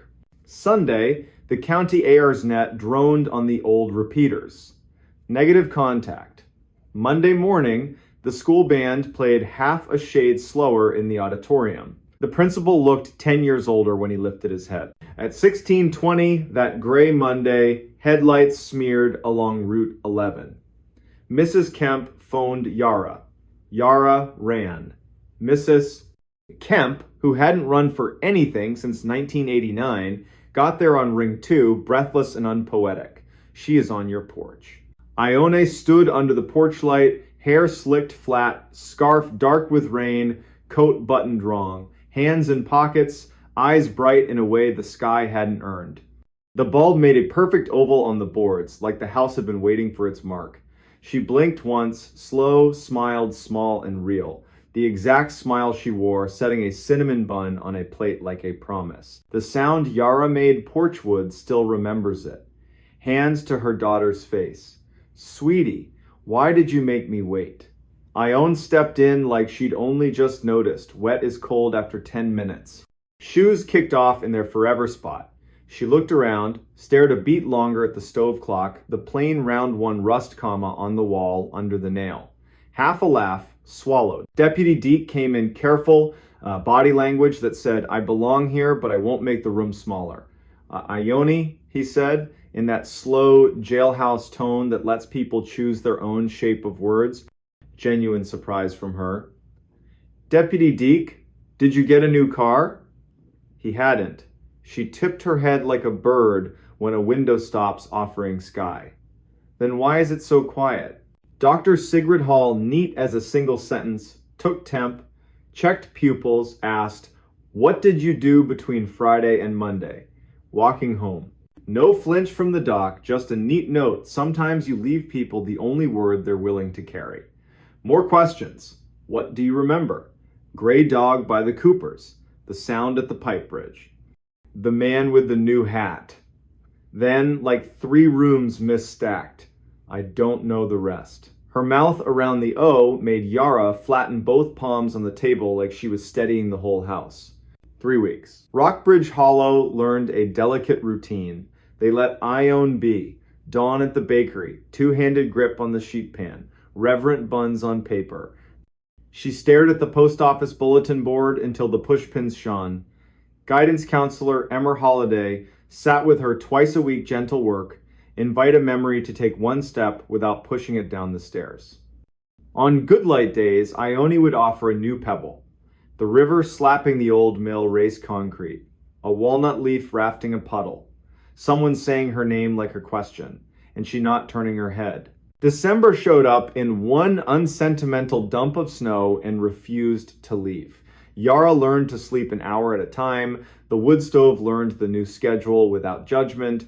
Christmas came with casseroles, feed store gift cards, and one perfect scarf from a woman who couldn't afford to buy it and a woman who couldn't stand to see the old one anymore. By March, the Maury pretended to be more than a river, and a fisherman found the marine cap downriver of the pipe bridge. He called it in and didn't touch it. Like a weird engine smell under your hood you hand straight to a pro.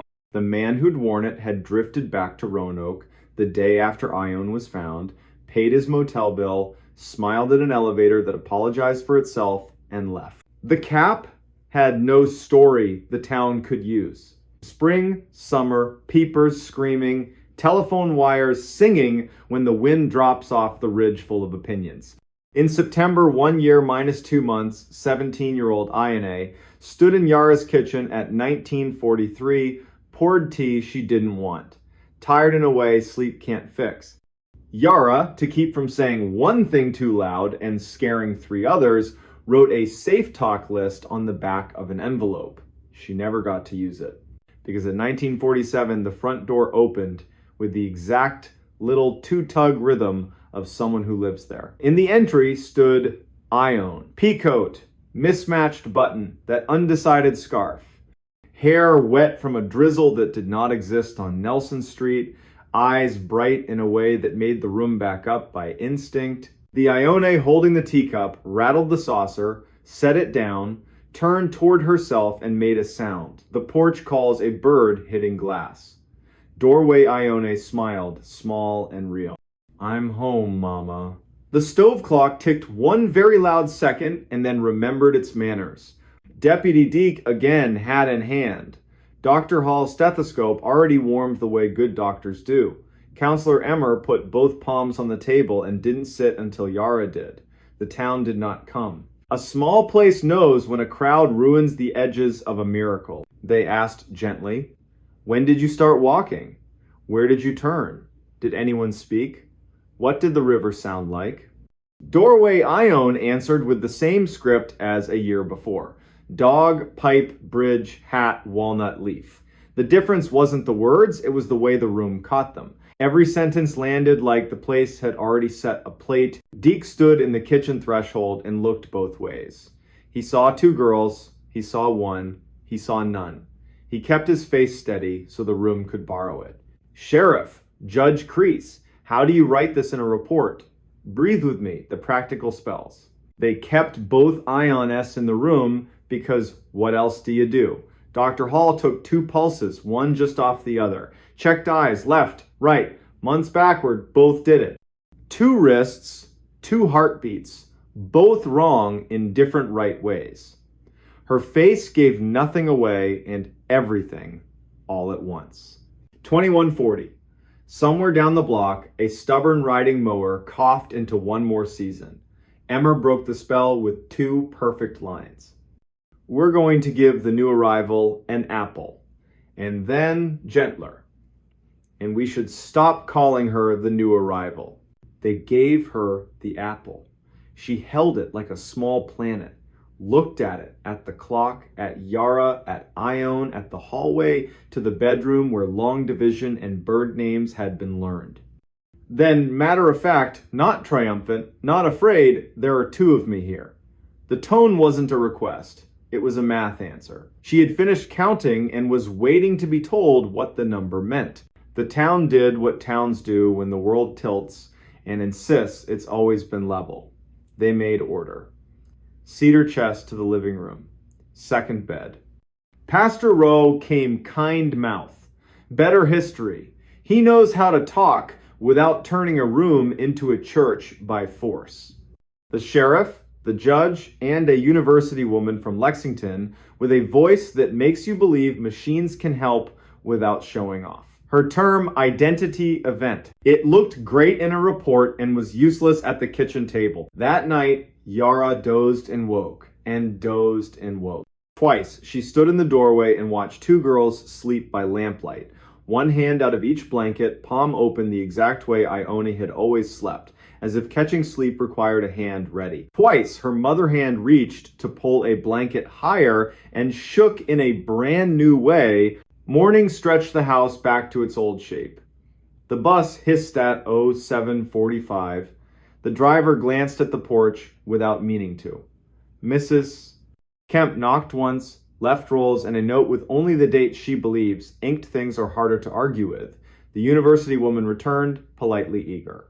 Separate mic channel. Smell test, cinnamon, eyes closed. A metronome on the table whose pulse keeps time. She packed up at noon with good manners and eyes full of a curiosity that doesn't need oxygen. For a while, Rockbridge Hollow held. The girls washed dishes in a choreography that invented itself in 48 hours. Tea the same way. They walked the block at dusk together. They did not cut behind the funeral home.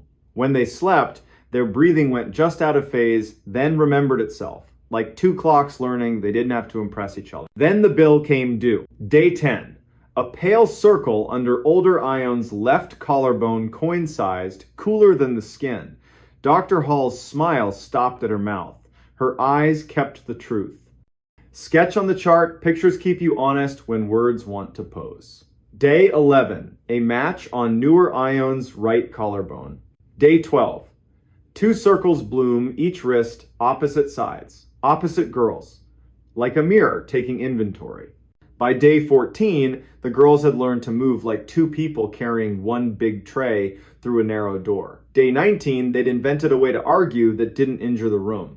Day 21, the circles resolved into a constellation the doctor couldn't name, and then, just as impolitely as they appeared, they faded. Not all at once, one by one, soft as a hand, smoothing a wrinkle back into weekday skin. Day 24. Dusk, the hour when Rockbridge problems either introduce themselves or forgive you for not noticing newer Ione stood on the porch, undecided scarf at her throat, and looked toward the feed store, the funeral home, and that walnut root that heaves the curb.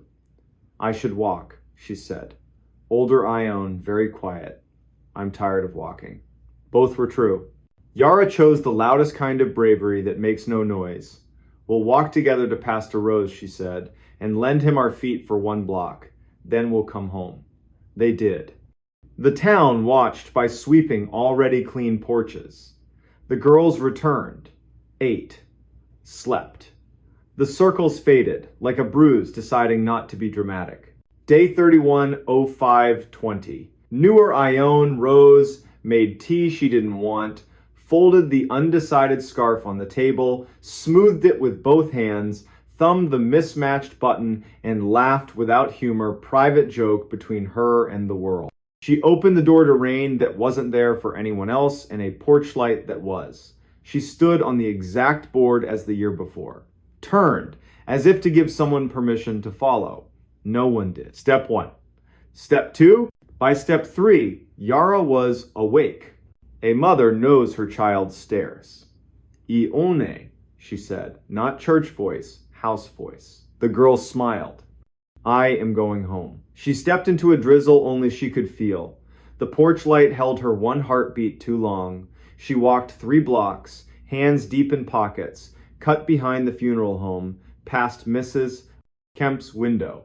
Mrs. Kemp stood to stretch and saw a girl head down through sheer curtain and did not lift it. She had learned a hard lesson once and refused to write a new one. 5:54, Yara's door opened again. Older Ione, the one who'd returned that impossible Monday in the year 2004, stood in the entry with her scarf in one hand and coat over the other arm, crying and not crying, joy and disaster braided. Mama!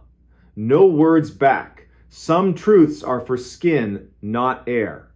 Yara crossed the room, palms on her girl's face, while the clock hung its seconds without comment. By noon, the rain that hadn't been real for anyone else gave the day back. Dr. Hall, efficient, kind, wrote 2 lines she'd never bother a medical board with. Their grammar wouldn't survive. Older Ione, warm, steady pulse, lesions fading, appetite back. Newer Ione gone. Pastor Rowe delivered a casserole he hadn't cooked. He's learned how to honor offerings without stealing their credit. I don't know what to call the second walking, he admitted, voice low. The first wasn't a trick. The last wasn't a theft. When the porch asked for a witness, they gave it one. That was right. Weeks stretched.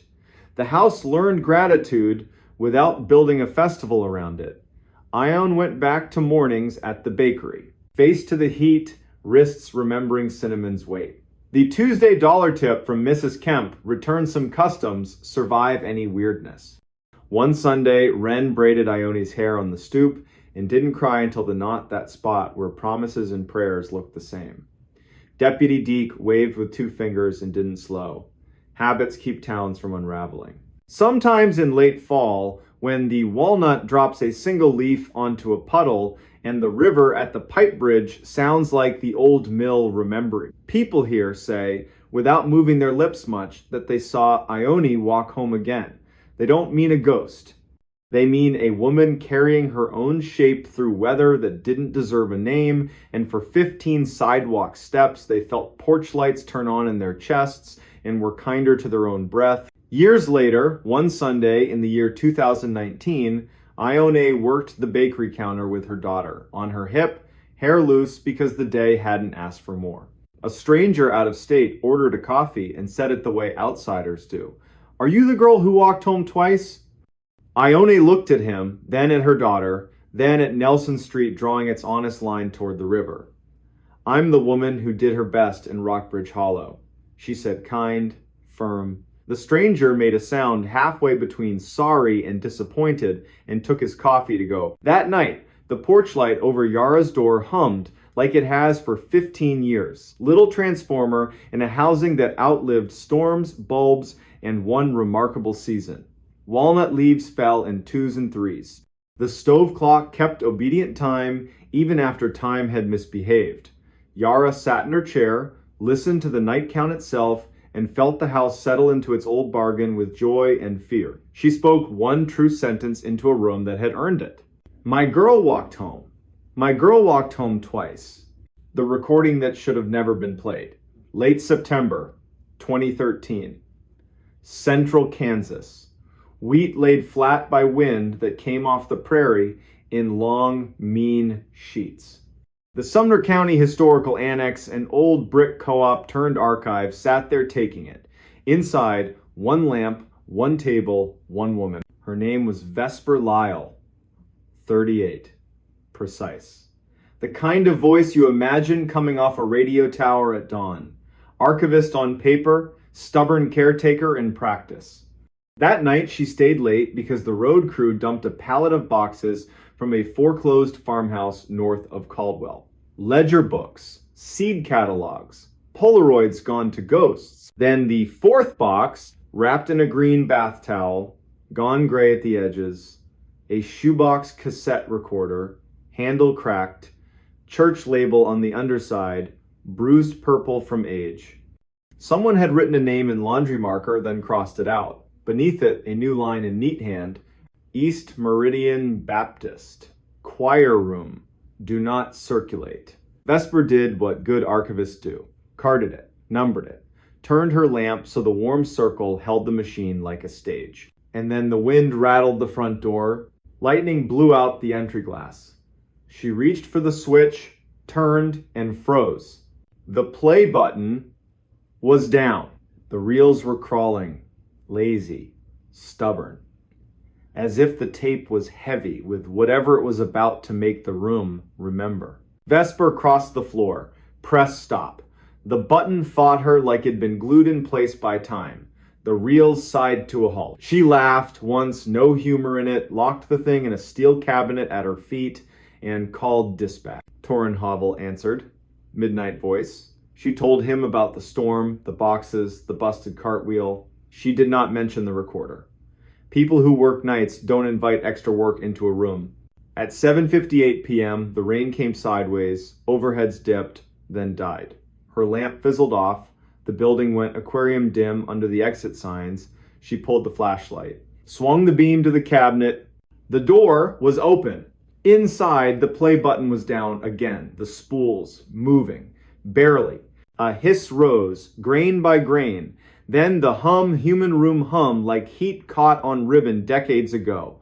A woman cleared her throat.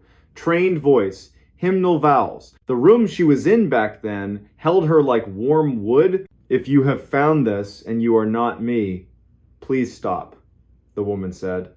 Calm, terribly calm. This is not for you. This is for my own coward heart, to replay until I change. Vesper did not move. Rain hammered, then softened. The voice kept going. My name is Vion Hargris, East Meridian. Thursday evening, late 2003. After choir, the hour when pews stop pretending and exhale. I put this recorder on the piano because I cannot trust myself with eyes. I'm going to say what I have not said. Then I'm going to the parsonage to hang my shame on the doorknob like a wet scarf. I will knock. I will be who I am without apology. I will ask for mercy like it's not a crime in a town this small. A chair creaked. Somewhere inside Vesper's chest, something old sat up and listened. A second voice joined. A man, lower than gossip, higher than thunder. The sound of someone trying not to be heard through a door. Vion. In the way he said her name lived a whole book. I know, she answered. We are not alone. The tape caught a door. A breath of hallway. A new voice, young, not little, leaned into the recorder. Hello, Dax, the man said. What are you doing here? My mother forgot her purse, the kid said. She's in the car, trying not to be angry with you. That sentence weighed more than the storm outside. Vesper thumbed, stop. The button sank a fraction and bounced back. The reels didn't care. They turned. You can take it, Vion told the kid, her kindness like a practiced skill. Second window. Tell your mother I'll drive behind you. Tell her I will come talk. Not long, in a way that matters. Footsteps leaving. Door. Wind gone. The room settling. This is foolish, the man said. His voice dropped half a tone. It's not our job to make the town new. It's our job to keep it from tearing itself apart. It's our job to be honest, she said. Every consonant a lit match. If the choir can sing the truth 3 nights a month, we can do it once. Lightning hit so close the annex shook. The beam hiccuped, the tape thinned, battery dying, and then out of that wobble, one more word. Please. Vesper pressed stop hard. The machine obeyed. The building exhaled. She locked the cabinet and wrote herself a note in block letters. Do not play again. Call Reverend Ardell in the morning. Ask about East Meridian 2003 choir. She tucked it under her thermos lid, swept the flashlight once across the blind faces of 100 yearbooks, missed the cabinet easing open, missed the tired spring choosing itself in the dark. Morning. Sky scrubbed clean. East Meridian Baptist was the color of unsalted crackers. The door was unlocked. Of course it was. Inside, it smelled like old wood, vacuum belts, and a sweetness she couldn't place until she saw 3 chrysanthemums in 3 vases, each like an apology for being bought late in the season. A woman in a blue sweater crossed the aisle with bulletins in both hands. Maria. Short hair you wear after an illness and back. She already knew Vesper's name Reverend Ardell had called, and she already knew the question. Vion Hargras, she said, settling Vesper into a pew. Contralto, you could build a roof on. That year, cut this town open. She helped truth into songs. Truth into Tupperware on your porch. When it wouldn't fit a hymn, she died in the spring. Not all things wait for permission. And the man? Vesper asked, hating herself a little. He left, Maria said softly. That week. Sends coat money at Christmas. Signs from far away. The mother with the purse forgave him once on Maine, and he flinched like she'd thrown a stone. What can a tape do that memory hasn't already done?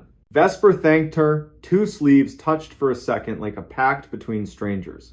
Back at the annex, she set the recorder on the table and microwaved tea because the air felt wrong. At 1:12 p.m., the bell on the door didn't ring. It just opened. Tall man, Kansas State cap, jacket with 3 past lives. He moved like someone listening for a fire alarm only he could hear. Are you Vesper Lyle? He asked.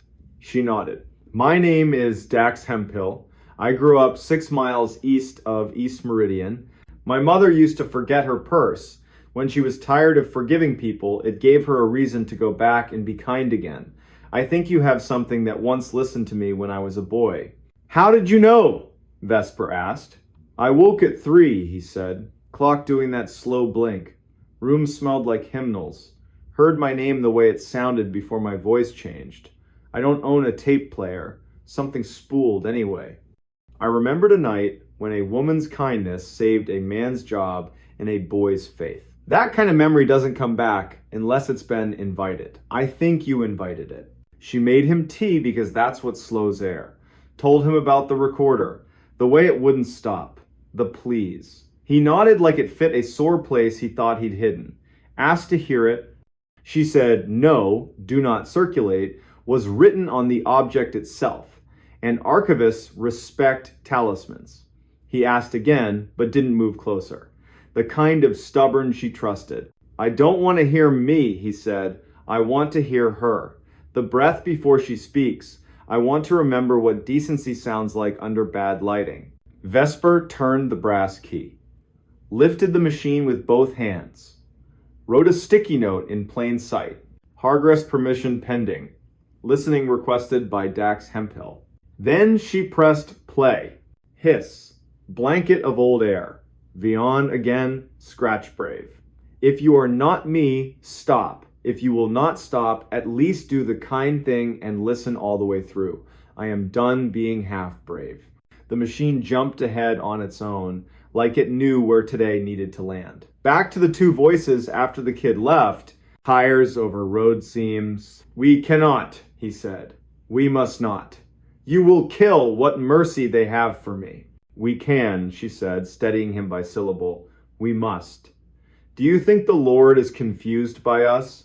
He said her name. She said his. The tape spared the names. Names belong to kitchens and porches, not cassette spools.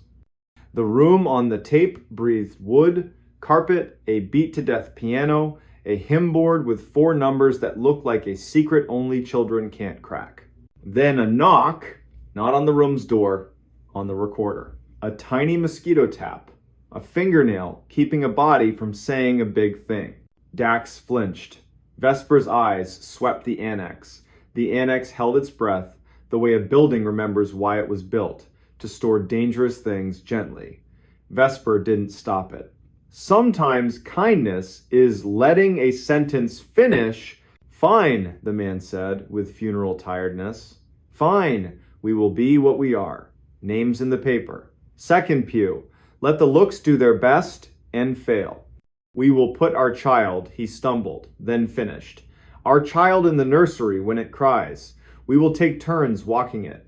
We will call my mother and tell her the right story. We'll give your mother the same gift.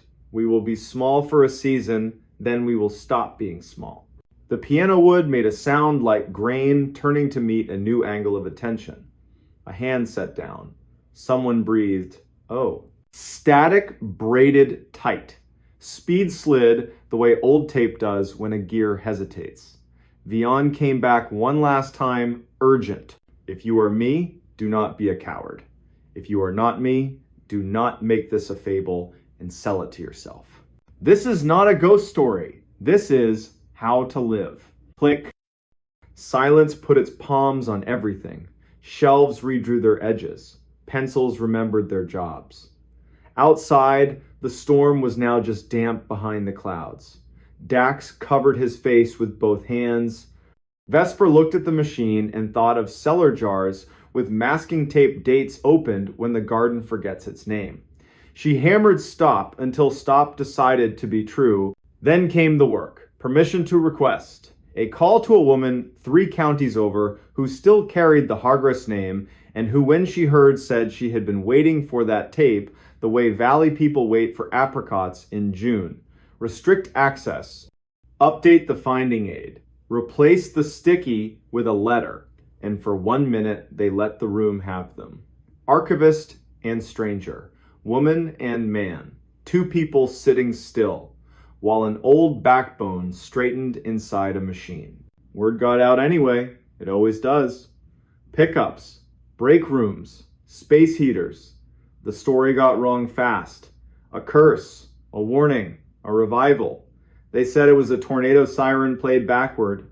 They said if you listened at midnight, you'd hear your name the way only your grandmother said it. They said the recorder had no batteries and played all night. None of that was true. The truth was smaller, harder.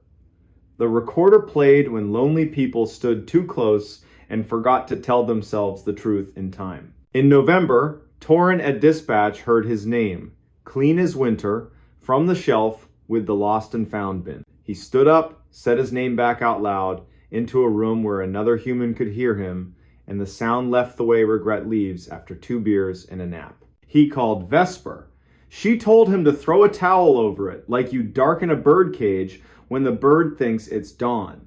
Reverend Nardell came at 2 on a weekday, when Sun made long rugs on the annex floor. He asked to listen, cried without apology. Told Vesper he hadn't known back then how to keep rooms safe and people brave, and that the 2 were actually the same. He left a check for the leaky gutter. Memo line for roof. Nothing else. What else could you write? Winter sharpened everything. Spring mud had birthdays. Summer made the annex smell like paper and dry lemon peel. Vesper kept working her quiet miracles. She learned what thunder could change and what it could never touch. Late August, the tape did its last trick. It broke. Vesper was there, Dax too. He'd started stopping by, fixing the bad wheel, changing the bulbs nobody's ladder liked, because sometimes people earn comfortable silence after the first hard thing gets said. The machine chewed a loop into its own teeth. Vesper cupped it like a panicked bird. "It's okay," she whispered to plastic and time. "We've got you. We're listening." She had 3 clean copies made on a professional deck in Wichita. Masking labels, fire safe box, permissions tucked like seed packets. On each, in her sharp hand, to be played with consent only, and under it, softer.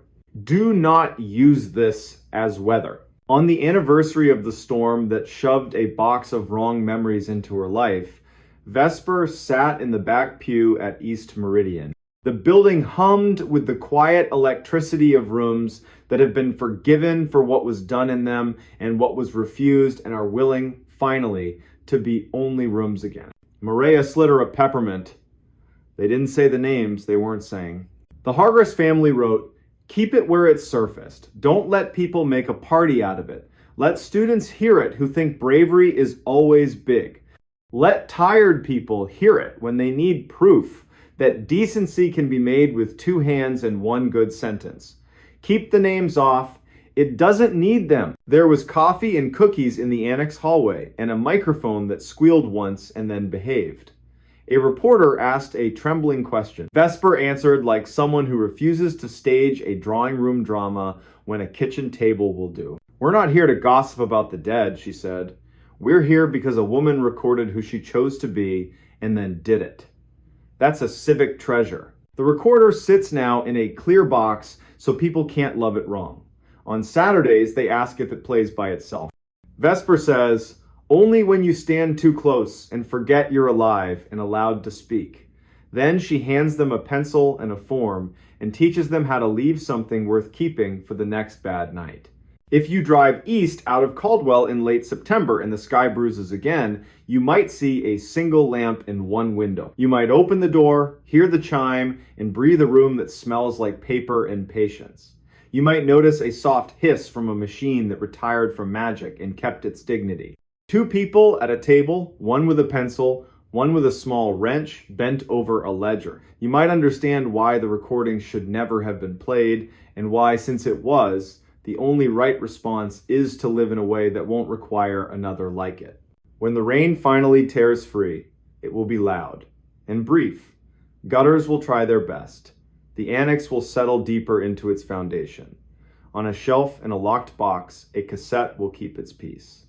And in 100 kitchens and a dozen sanctuaries, voices will go on doing what they were built to do when they belong to bodies willing to be ordinary and brave. They will say, "Please." They will say, "Stop." They will say, "Go now, it's time." And in the smallest, steady way that haunts longer than any ghost, they will say, "We are listening." The missing campers were never alone. Today's story takes place in Idaho's Salmon Chalice backcountry. Late September 2018. Two campers vanish near an old fire lookout. Search teams go in, radios crackle, dogs work. Then a voice in the timber starts saying one of their names. And the rule out there, the one they don't put on maps, is simple. If a voice calls your name and there isn't a mouth you can see, you don't answer. Sunday night. Rain falling in thin ropes, polite but insistent. The granite smells like a coin. Weekend traffic bleeds east. In Shoup, the cafe lights go down. The river keeps its sentence. On the third floor of the county building in Salmon, under humming fluorescence, dispatcher Kaya Merritt settles a headset and sips from a chipped mug.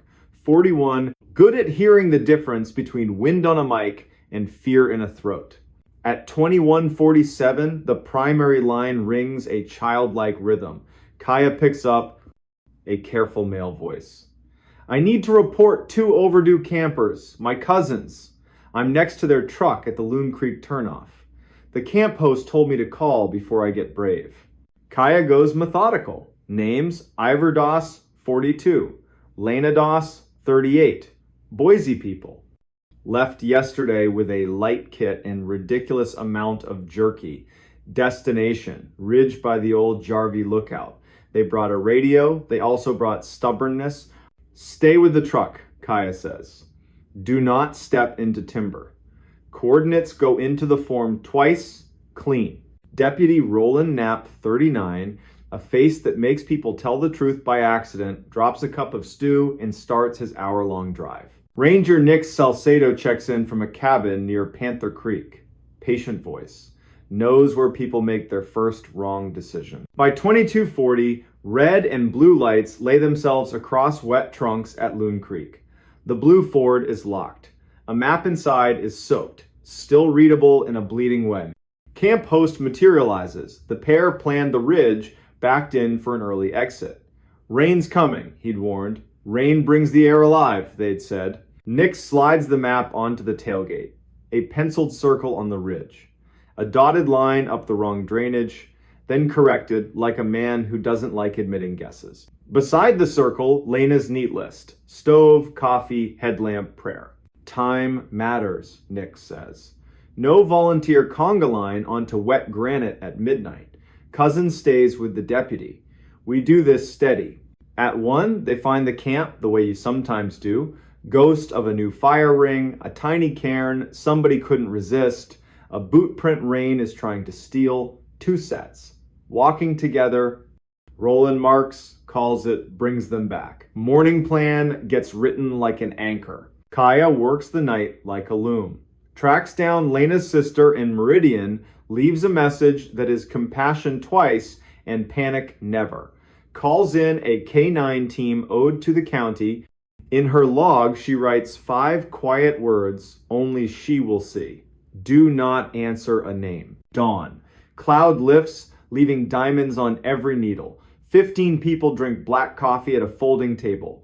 Nix runs a finger over the map and splits the country into sectors. He adds the rule, the one you only hear from people who have earned your trust.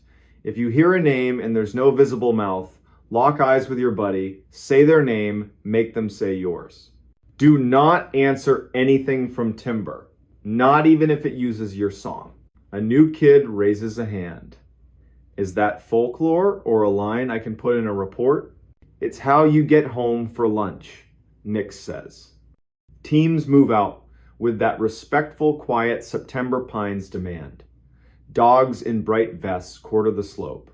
One line takes the spine, another slides into a black burn, snags like busted metronomes.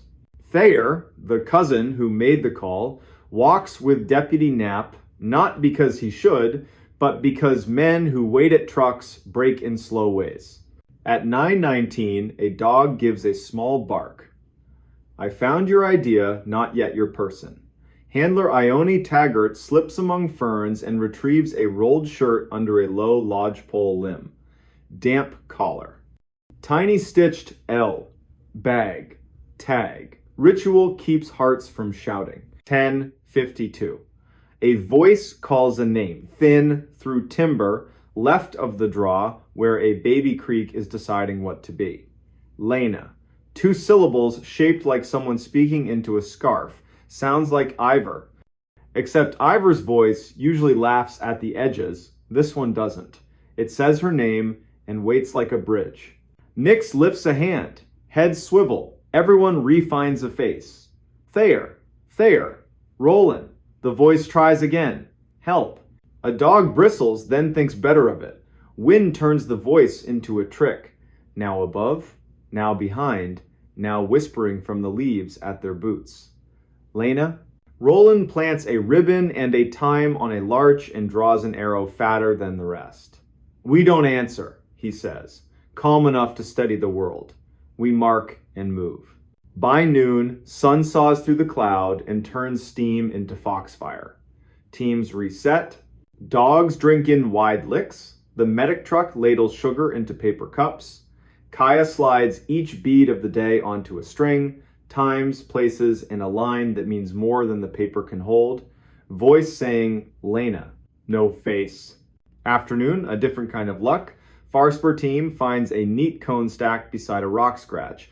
Lena, her sister will later say, loves to arrange things. The cones point toward a cleft the map calls nothing.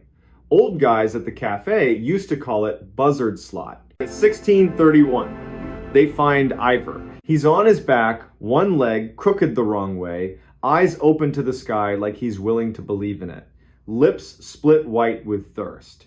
He makes a sound that's half apology, half joy. We stayed on the spine, dropped too fast, rain shoved us into a bad shelter. We heard the lookout radio from the valley, the weather loop, thought it was a truck, followed it, Found no truck. Then we heard Lena's name, my voice saying it, but not mine. I didn't answer. That's why I'm still here. Where's Lena? Nix asks from the edge of the circle. Went to water. Said she'd follow a trail of tin cans and bad jokes back to me. Left a cone pile every 30 steps. Then the voice said my name, like her mouth. I said hers once. Too soft for the trees to catch. After that, I held my tongue.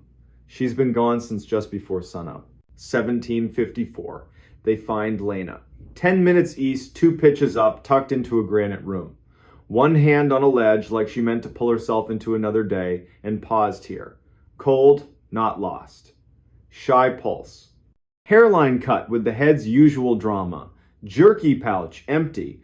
Pockets full of gravel, her attempt at a breadcrumb trail in a place that only Prince would stone. Wind keeps the helicopter on a leash, so they burrito the pair in foil, wool, and intention. Move them by patient inches. Dogs trot with tails up, doing what dogs were born to do. Ivor talks about coffee like a religion. Lena says river like a baptism. On the tailgate under a county floodlight, lines running into arms, Lena gets her question to work. The voice, she tells Nix, it said his name. It came from the wrong place, above, behind, under my feet. I didn't answer. I counted to 50, then 50 again. Sat on my hands so they wouldn't lift like a trained dog. I just repeated your rule. Find a face. Say a name you can see. People get hurt up here when they answer a mouth that doesn't have their best in mind. You did right. Thayer. Because brains want drawers to push fear into we were never alone, were we? Lena gives a small, tilted smile. That's mountains for you. You're with wind. With water? With old decisions other people made and left hanging in the trees? We borrowed theirs. Wind behaves. Helicopter drops in. Medics step out with faces that make mothers cry from relief alone. They pack the dosses like a wedding dress into a trunk and lift. A scrub pine below the ridge, bows, releases, bows again. After midnight, Kaya types the sentence that chased her all day. The missing campers were never alone. She knows it's not a checkbox. She puts it in anyway. The weeks after, the Valley chews it. In diners, it was echo. On lifts, radio bounce. In coveralls, catamount. Brain mirrors, and then quieter. The one sentence that matters. If you hear your name in timber and there's no mouth in sight, don't answer. A month later, blue sky so clean it feels stolen. The Dosses bring a paper bag to the ranger cabin. Knit hats, plain and practical. On the tag, Lena's neat line for when the wind forgets itself. They sit with Nix and, briefly, Kaya. Words are carefully unimportant. Nix talks burned hills learning green. Ivor describes a mispainted bridge teaching Boise patience. Lena says she now speaks her people's names out loud each morning, not to offer anything to the air, just to remind her mouth what it's for. She adds one small thing, offhand. Counting while it called, I pictured roll call. Teacher calls your name chalk in her hand. You only say here if you can see the chalk. That helped. By next fall, a laminated card shows up on the camp host board at Loon Creek. No sermon, just a rule in rainproof letters. If you're overdue, sit, count, save heat, call only when you see a face. Do not answer the timber. No author. The host denies it, then admits he likes that he would have. Winter lays down thin law. One dawn in a high cabin, a radio unplugged, says a name perfectly. The men grin like at an old joke. They say each other's names and keep making eggs. Sun clears the window. They follow the line they marked in gray light and find a snowmobiler parked like a guy at a bus stop choosing a story. He says, I heard you all night. They say, not us, friend, but we're here now. Years later, at the Shoop Cafe, Sunday closing time, you might hear it slide by. Loggers arguing about draws, a couple practicing their baby's name, somebody at the counter saying, those campers below Jarvie, they weren't alone. Nobody is out there. The hills keep you company, sometimes too well. If you catch Kaya after a shift, headset marks on her face, she won't give you a ghost story. But if you ask what she learned that September, she'll look at the river and say this: listening is work. Names are tools. Home is where you only answer when you can see who's asking. A town can hold itself together with a quiet rule repeated by people not interested in drama. She might even add, very soft, that the missing campers were never alone, and neither are you, if your hands stay steady and your mouth remembers when to keep its strength. Then she'll tip well, step into a night that smells like pine and iron and rain, and head home where a clock mutters forward, a radio sleeps politely, and the mountains lean in, listening like they always do.